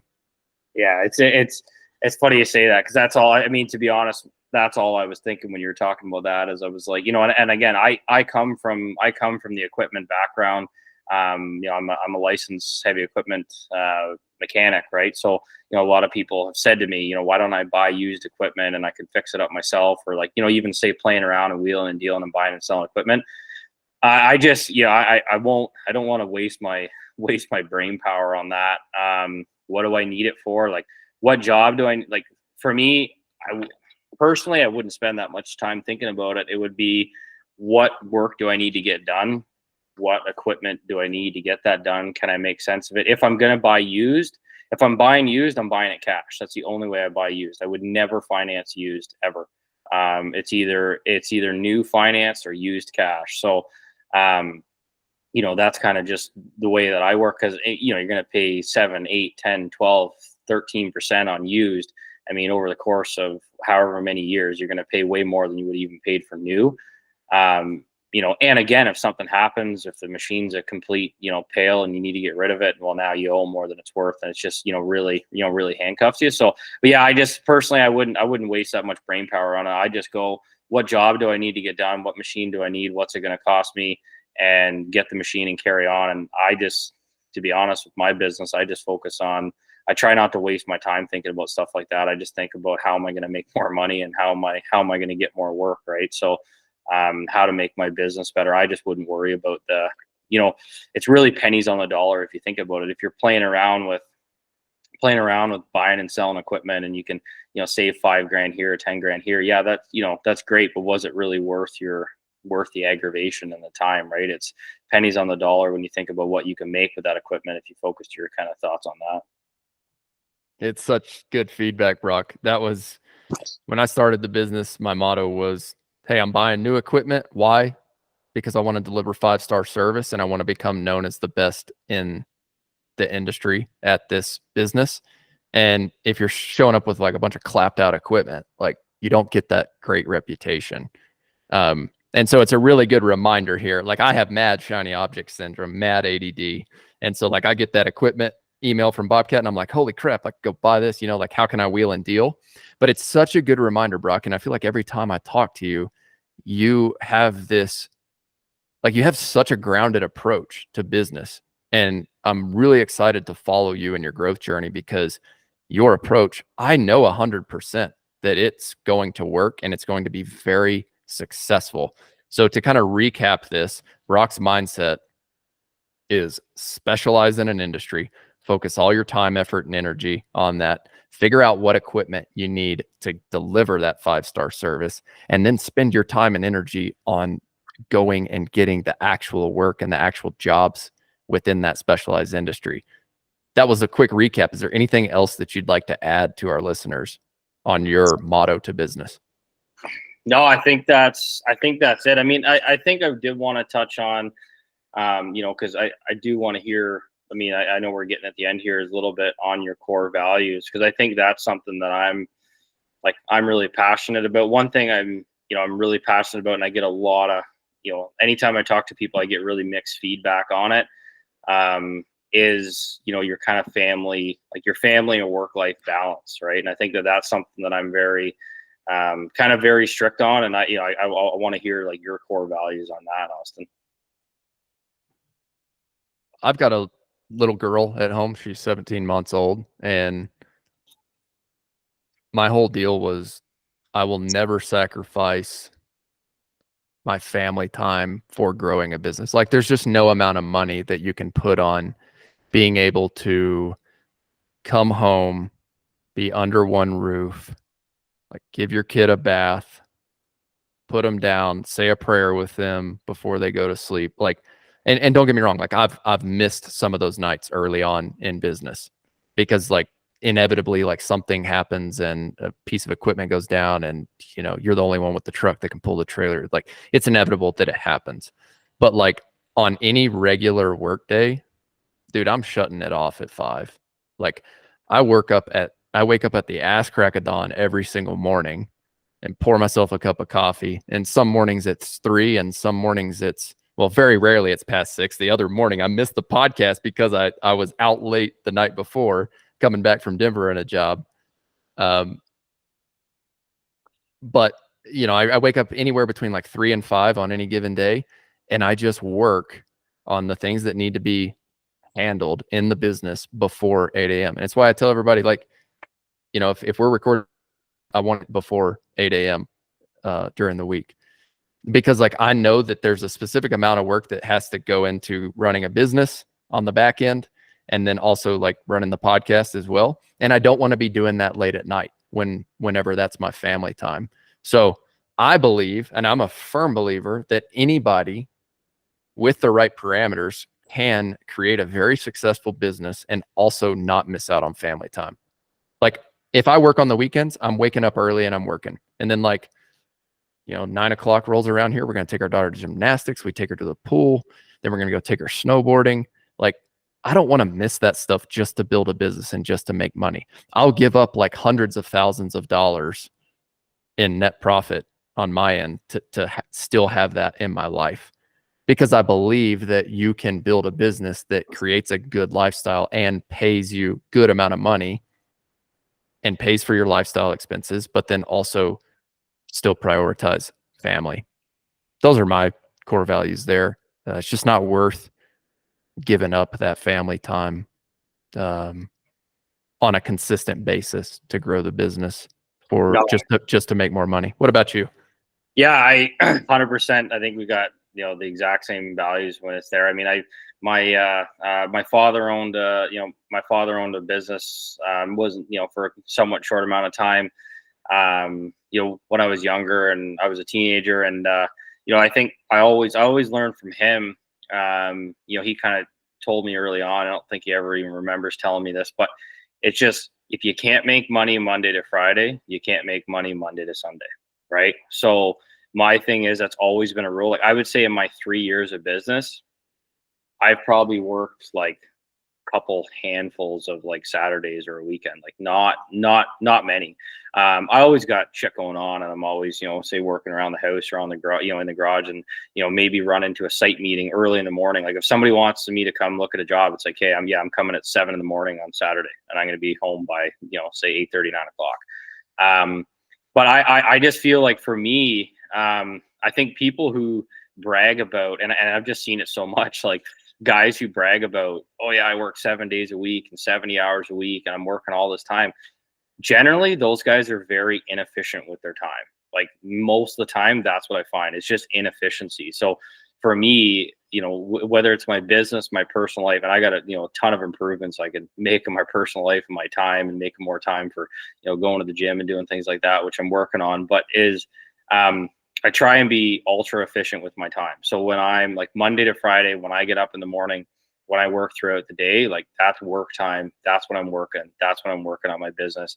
And I just try and be super efficient. Like if I'm putting in 12 hours, I'm putting in 12 consistent hours. Like, if I'm not in the machine for 45 minutes, it's not scrolling Instagram or, sitting down and, taking a break. It's pulling out my laptop and doing some emails and doing some work that needs to be done. So I just try and get as much done as I can in my, say 50-hour work week, Monday to Friday. And that's it. If I can't run a business in that amount of time, well, I know I can make 6 figures working 40 hours a week for somebody else. Right. So that's just the way that I've looked at it, is that, I gotta make sure I have that. I gotta make sure I have that time, because if I work 7 days a week for somebody else, I'd make a killing. Right. So 100%. And you hit on something there that I think just needs to be talked about more. And you guys who are listening to this, like, of course, yeah, I run a podcast. And so like some of this might sound a little contradictory. Goal internally, and I haven't talked a lot about this, was that whenever you listen to the Owner Operator podcast and you listen to people like Brock, my hope is that it inspires you to stop consuming content like this, unless you're like driving and you just need like something in your headphones. Like just stop consuming content, stop scrolling Instagram, stop scrolling Facebook, stop trying to find the next guru to like help you do the thing, and just make the decision on your own to start taking action. Because I can tell you this, like in my 20s, I consumed so much content, man. Like I tried to learn so much and I tried to read so many books. And I'm not saying that like you shouldn't read books, but I haven't read a book in like 18 months. It's because in my 20s, I read all the books, I listened to all the podcasts, I did all that. And then there was this turning point, and it was really close to when I knew I was going to have a kid, where I'm like, I got to figure this out. And the only way to figure that out is to actually start doing it. And so my hope is that, like for any of those of you who are listening to this, like I love Brock's advice, because if everybody could follow Brock's plan and just specialize in one thing and just go and do it, you're going to be successful. But you're not going to be successful just consistently listening to this podcast over and over and over again. My hope is that if you're listening to this, like stop listening and go take the first step of action. And like Brock, like what would you say if somebody's trying to start a business right now? Like what is the first thing that, like, after shutting this podcast off and closing it down to go take action, like what would you recommend doing?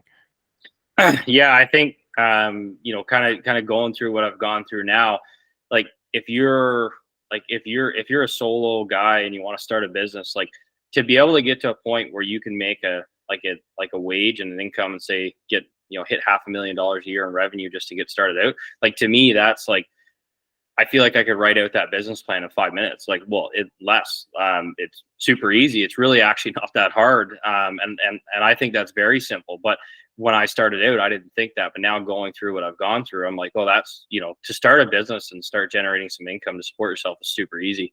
The number one step, I would say the first thing is what are you good at? Because there's a misconception. It's like, do what you're passionate about. Like, yeah, but you also need to be good at it. So like figure out how you're going to get good at it. And if that means by getting good at it by, say off the backs of your customers and, kind of trial by fire, that's, take it slow and take it slow in the industry and, start to learn from other guys, but figure out what you're good at and figure out what you like.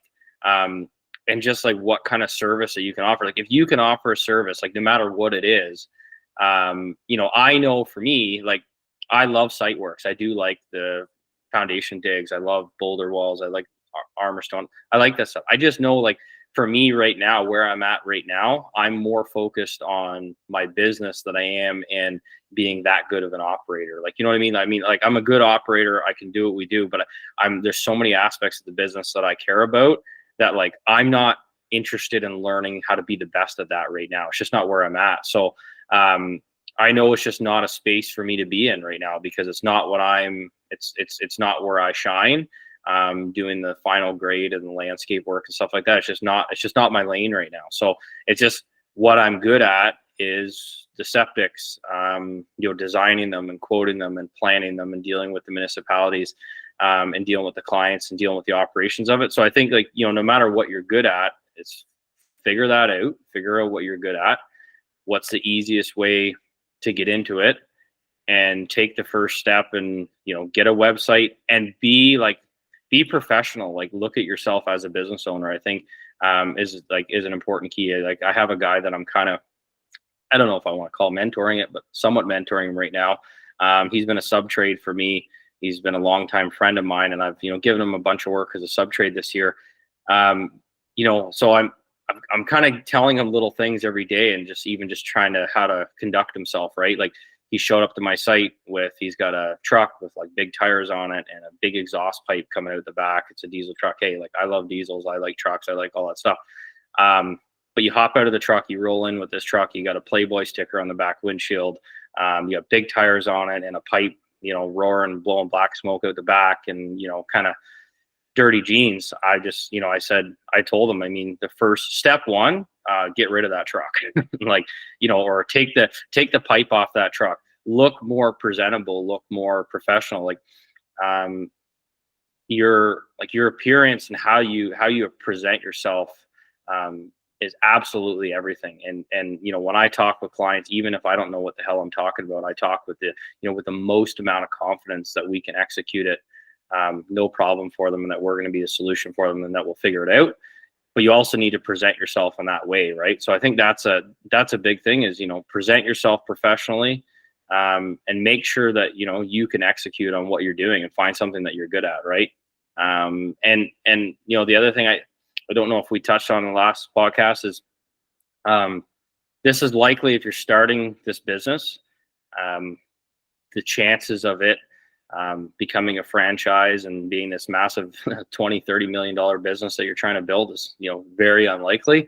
And it's likely not going to be your last business. So I think that's a thing to remember, is like, most successful business owners have owned multiple businesses, have been through this a couple times. And I think that you learn a little bit every single time. So I think that kind of stop trying to figure out how to be perfect in every single way.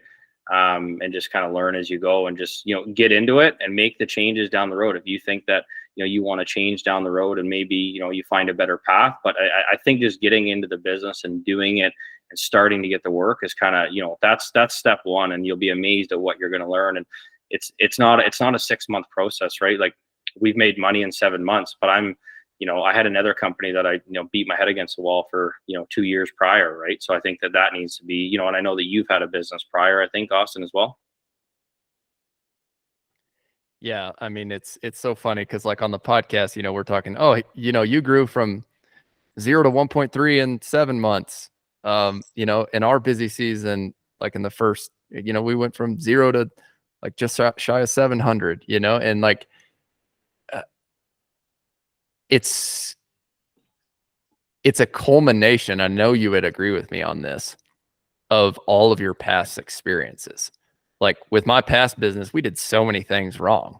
And I mean, I feel like even just like choosing a retail business is a bad idea anyway. Like, service business is way better, in my opinion. But the reality is, like, I've been in this entrepreneurial game for, I think I'm on my 7th year at this point. And you have been running multiple businesses in the past and tried a lot of different things and probably made a lot of mistakes, right? A ton. I've made a pile of them, and that's all I'm trying to say is like, what I learned in my and this is what I'm saying. Like most successful business owners I know are on their, fourth, fifth business, right? Like it's just, you learn a little bit every single time. And I think that, that's my opinion, say with even having like a business partner. And I think you and I touched on that when we talked on the phone and I asked your opinions on having a business partner. Like, I really had a lot of people, breathing down my neck when I was talking about having a business partner and why would I do it? People are like, like, Brock, you're a smart enough guy. Like, you don't need a partner. You don't need a partner. And I was like, no, like, I don't need anything. But just at this point in my life and at this point of where I'm at, it just felt right to have this business partner that I have. And we both have two completely opposite, kind of strengths in the business. And again, like, my opinion on that was the same way as I look at like having multiple businesses. And my opinion was maybe we won't be partners for 20, 30 years. But in the time that, and I asked you over this, this over the phone is, since you've kind of brought in, some of your businesses, how much more time have you had now to focus on your business because you have, focus on the back end of things because you have somebody else in the field helping you execute those things. When you're the only guy and you're the operator and the estimator and the planner and the business planner and the financer and the accountant, like it's just, it's almost too much to handle at point. So like I've excelled more in the last 7 months than I did in my first 2 years, even though I took a lot of values in the first 2 years, but I've excelled more in the last 7 months than I ever did in those 2 years because having that business partner and having kind of that framework and having him, behind me, helping execute those things in the field has given me more time to actually focus on the business. And he knows that's my strong suit. So that's why, he lets me kind of run with it.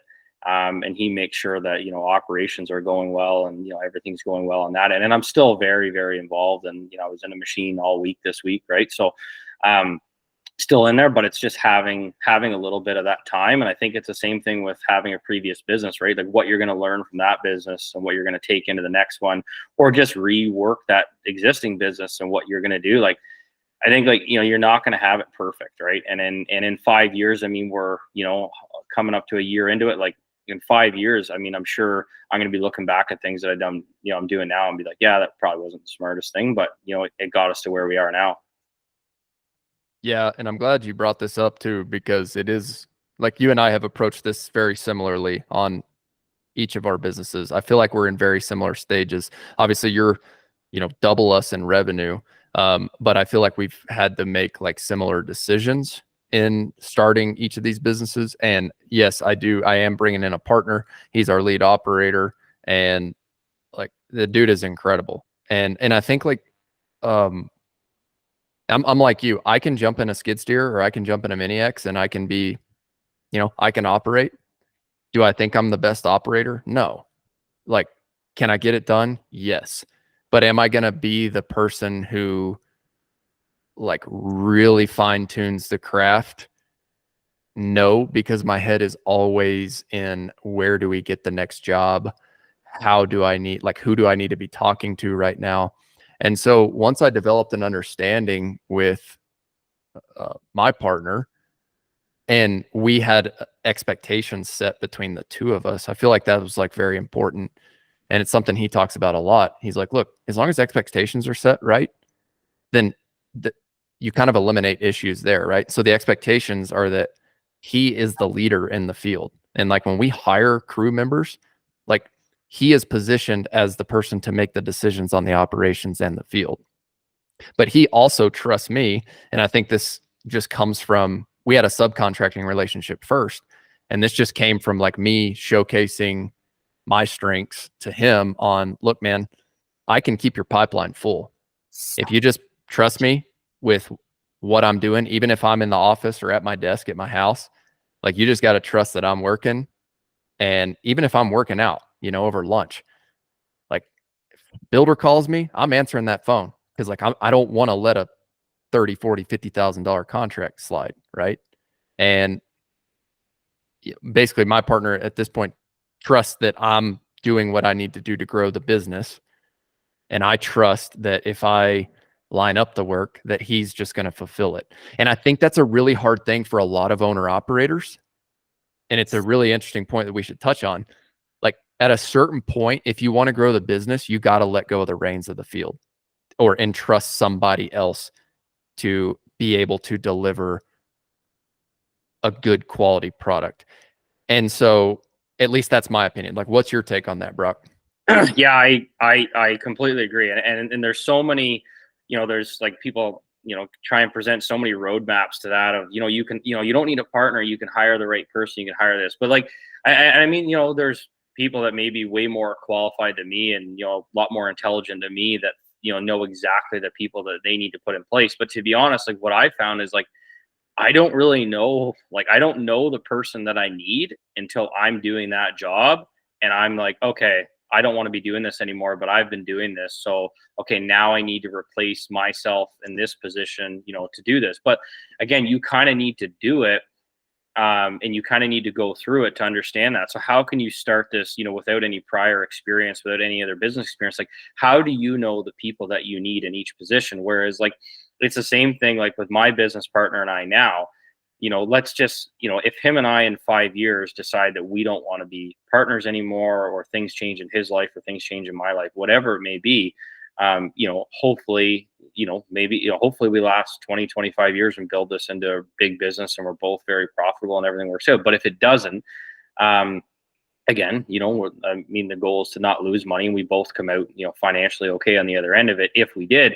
But my point of it is, I always say is like, what, because he doesn't have, say, quite the business and financial aptitude that I have, the amount that he's learned from me in the last, say, almost a year, he's, gone leaps and bounds and seeing, say, the knowledge that I've brought into it, on the business side previous to his other business. And, that, there's so many things that he'd never thought about that I've, that I'm doing that he's now learning.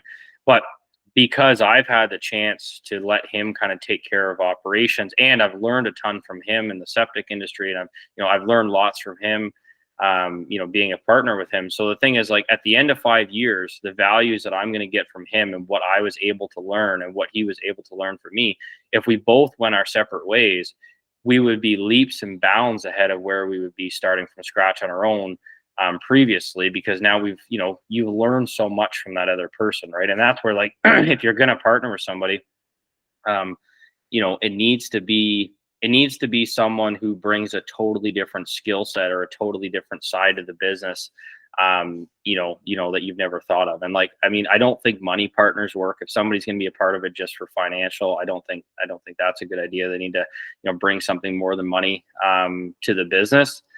But, I think what you can learn from each other is going to, bring you ahead like a lot farther. And again, the other thing is, partnerships that aren't 50-50. I think it's either 50-50 or you don't be partners, in a lot of ways. I mean, maybe there could be other, other agreements made if somebody wants to do something else or take a little bit of a step back, and this, there's a few other perks for, one of the partners maybe. But again, to try and bring someone on and give them a small percentage, I mean, just hire them as an employee and give them profit sharing at that point. Right. So I think that's kind of an important piece as well. Yeah, agreed on that.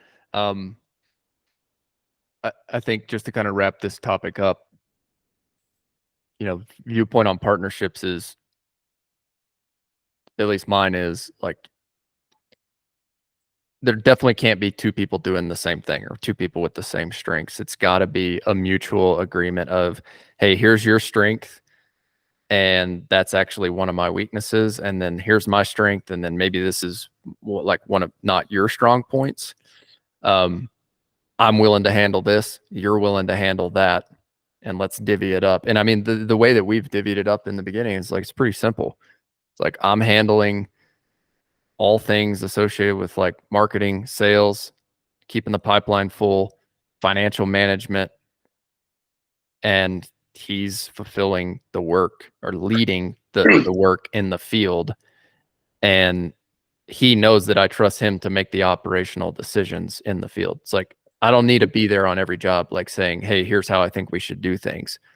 I think that's a quick way to like step on each other's toes. So I guess the only thing that I could say here that I would recommend is if you're going to do a partnership, there has to be expectations set properly, and then there has to be a mutual level of trust and leadership roles assigned. Because like one thing that can be really confusing for the crew is it's like, okay, if Austin's in the field, because like, dude, I'll still jump in the skid steer if we need it, right? And I've told Josh that. It's like, you tell me, last resort. Like, our first goal is to hire the people and to build the field crew, because my biggest and highest leverage activity is to be focusing on business development, sales, marketing, things that drive the business forward. If we need somebody in a pinch, like, I'll jump in, right? But the second I come in, if I start trying to like take over the operations and like tell people what to do and we should do it this way, like, I have to, and this is where I think the owner operator mindset, like, in the early days of a business, you are an owner, but you are also an operator. Like, I view the sales role as an operator position, but I also view like literally operating equipment as an operator role. So if I go fill that role in the skid steer, I need to put my ego aside as an owner and say, Josh is the field crew leader. Josh, I'm falling under your operational plan because you are leading this aspect of the business. I'm jumping in as a skid steer operator. You tell me where you need me, what you need me to do, and how you need me to do it. And, you know, obviously, like with two owners working, you're always kind of both thinking two steps ahead. So it's really efficient. But at the same time, I think it's very important to note that my approach there is not to come in and run the show in the field. My approach is to supplement what Josh is doing in the field and let him lead. Well, it's funny that you're talking about that, because that's literally I've been going through this in my head in the last 2 weeks, because I found that you know, when I'm in the field, I inevitably, you know, become the operations manager on that project or in the field, where now I'm handling, and now, you know, I'm taking over the direction of that job. And I know that's not, you know, I need to leave, you know, say, you know, my partner, Brad, I mean, if he's in the field or he's on a job, like, he needs to be running that job, and I need to let him do his thing and let him take over that job. Because if I come in and now guys are asking me questions and the guys on the job are asking me and I'm giving direction, well, he inevitably is, you know, likely just gonna, you know, kind of let control go of that job a little bit, and not, you know, and just say, okay, like, you know, and then now I've taken control, and it's like, who's the boss, who's making the decision. So I think that those are kind of exactly like you say, those are roles that need to be established. You know, and we just had a conversation a few days ago, like, hey, like, 2024, you know, let's sit down. Myself and my partner are going to sit down and like assess, like, we're going to talk about what went on in 2023. We're going to talk about our roles, you know, where we see things going, what we want, like what's working, what's not working, right? Like, and you also need to be able to, you both need to be able to take constructive criticism and go, okay, you know, this is what I find that, you know, maybe we can work on, and not say attack that person and go, like, here's something that, like, you know, we need to work on a little bit together. And I think that that's a big thing. Like, when I look at things that we're doing wrong, I never single anybody out as like, you know, like, hey, as a business, as a company, as a crew, as a team, like, you know, if there's things that are going on that we're doing, it's like, you know, it's as a team, we all need to get better at this. We all need to improve at this. Right. So I think that, like, that's something that's like important, is like having those conversations and figuring out, like manage expectations, right? Don't let things bottle up inside of you, you know, and you don't talk about it. And the other thing is just like trusting that person too, is like, you have to have, if you don't have that level of respect for each other,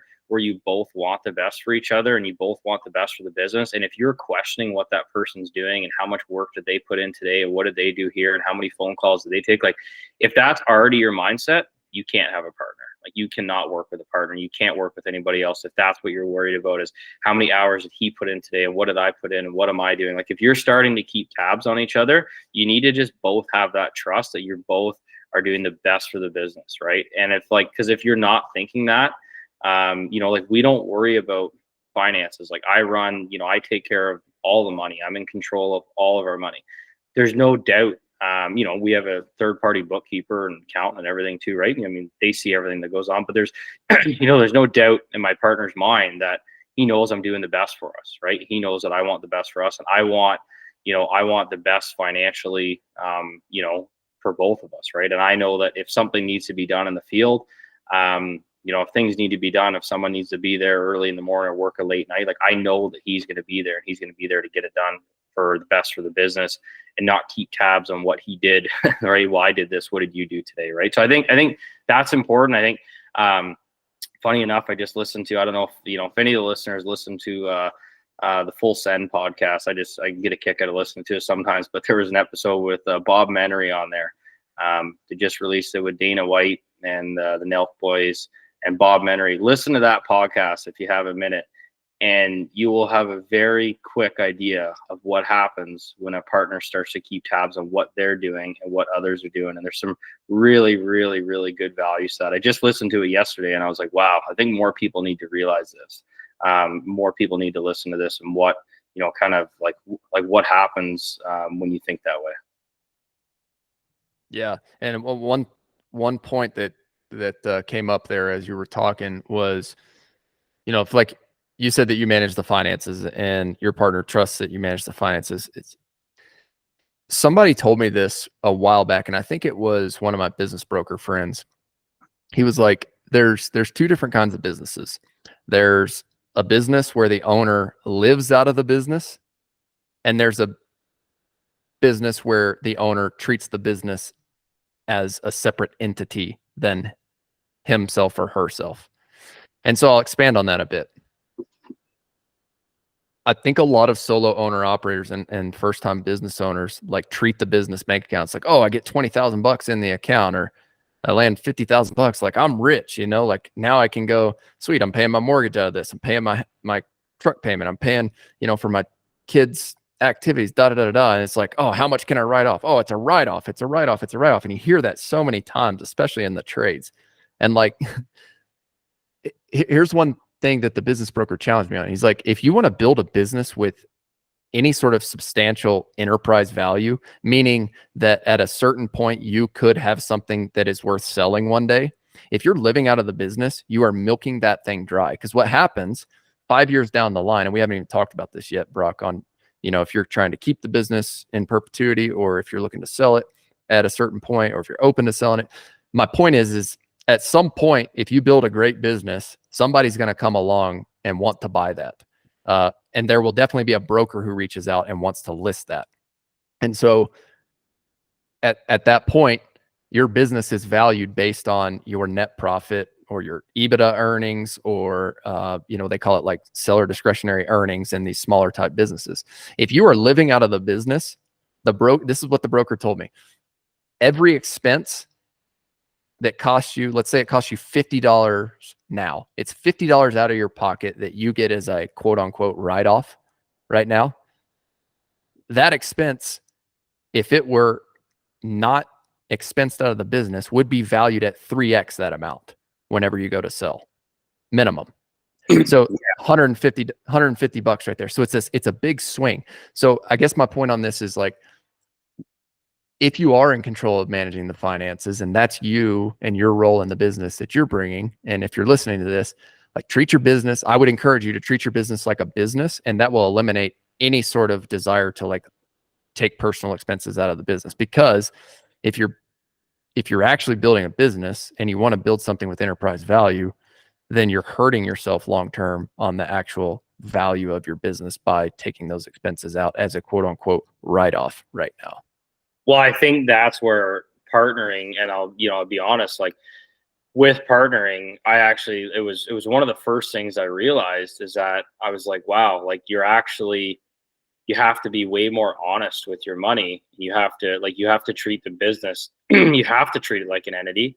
Right. Every dollar that we take out of there, every receipt, every withdrawal, we pay ourselves a salary, but every dollar that comes out of there is accounted for, right? So like our accountant, bookkeeper, they keep track of every dollar, every spend, receipts, all that kind of stuff. So, but it keeps you a lot more accountable, where exactly like I can't run my life out of this business because this is my partner. Like, I may have higher life expenses or higher expenses than he does. So it's not fair to him. Right. So, we need to be fair in the money that we pull out of this business. So if I want to make 200 grand this year, well, he needs to make 200 grand. That's now $400,000 that business needs to pay out.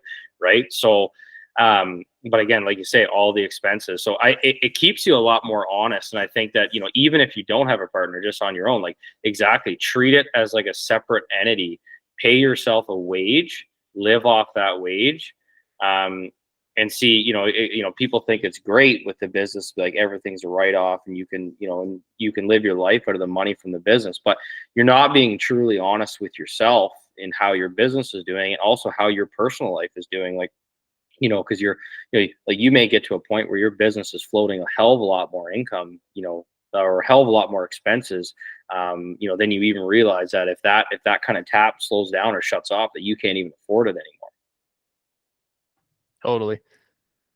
One book I will recommend that I did read before I started the business, because I was always curious about what salary should I pay myself as an owner? What salary should you pay partners? The book is called Simple Numbers, Straight Talk, Big Profits. And I'll summarize it real quick. It gives you a blueprint for how to view your salary as an owner. And essentially what it talks about is, if the business were to go hire somebody else to fulfill the role that you're filling, what would the business be paying that person you hired for on the open market? So, let's say, somebody like you're hired, somebody's handling like field crew management, right? Like, you could go hire somebody as a job superintendent or project manager in an early stage business and probably pay them like, somewhere between like 65 and 75K. I don't know. I'm just throwing numbers out there right now. If you're curious on, or if you have questions on what you should pay yourself as a salary, just go read that book. And I think it says it in like the first 2 chapters. So that was just a quick recommendation that came up. Have you ever read anything, or have you ever read that book or anything similar? No, I haven't read that. I've read other somewhat similar books, but I don't know. I can't think of one offhand that spoke to like paying yourself as an owner. But I completely agree with that, and I think we did touch on that in the last podcast. Like one of the things I said was, if you don't pay yourself a fair wage, you have a misconstrued version of reality of how your business is doing. Like, of course, a business would do great if all your labor was free. That's like, it would be inevitable. Your business is going to do great. It's going to look great on paper, but you need to, you need to pay yourself and you need to make a wage. It's not fair to yourself. It's not fair to your family. It's not fair to anybody else around you that, by chasing this dream, you have no income. It's like, well, you need to be sure that you're collecting a wage, because if you sacrifice 5 years of making, paying yourself, not paying yourself a wage, and your business, say, doesn't go where you want it to go, or you're not successful, like, thinking about setting yourself back 5 years of wages. And there may be a lot of people that disagree with that and say, when you're starting a business, when you have a dream, you have a vision.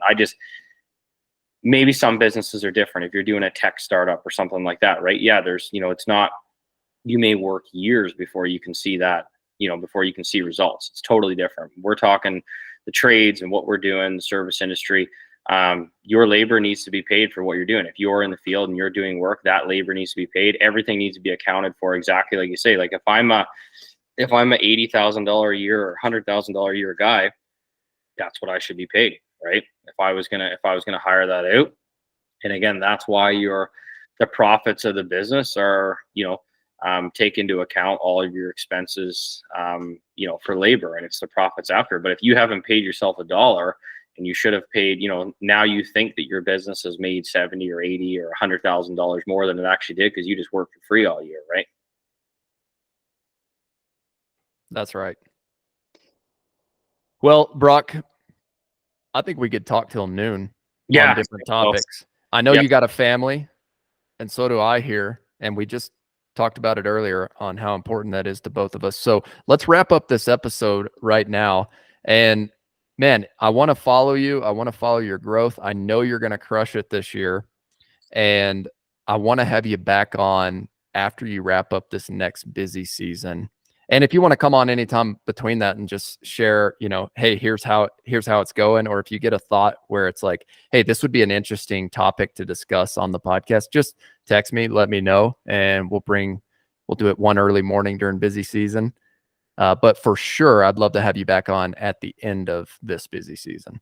Yeah, man, let's do it for sure. I think we could talk for hours here. Really, we got a pretty similar mindset and outlook, and I hope that your listeners have kind of got some value out of this. And again, I mean, I don't take what I say, how you want. I don't have all the answers, and there's plenty of people doing far more than we are, and this is how we've done things, and this is my outlook, and this is what's got me to where I am.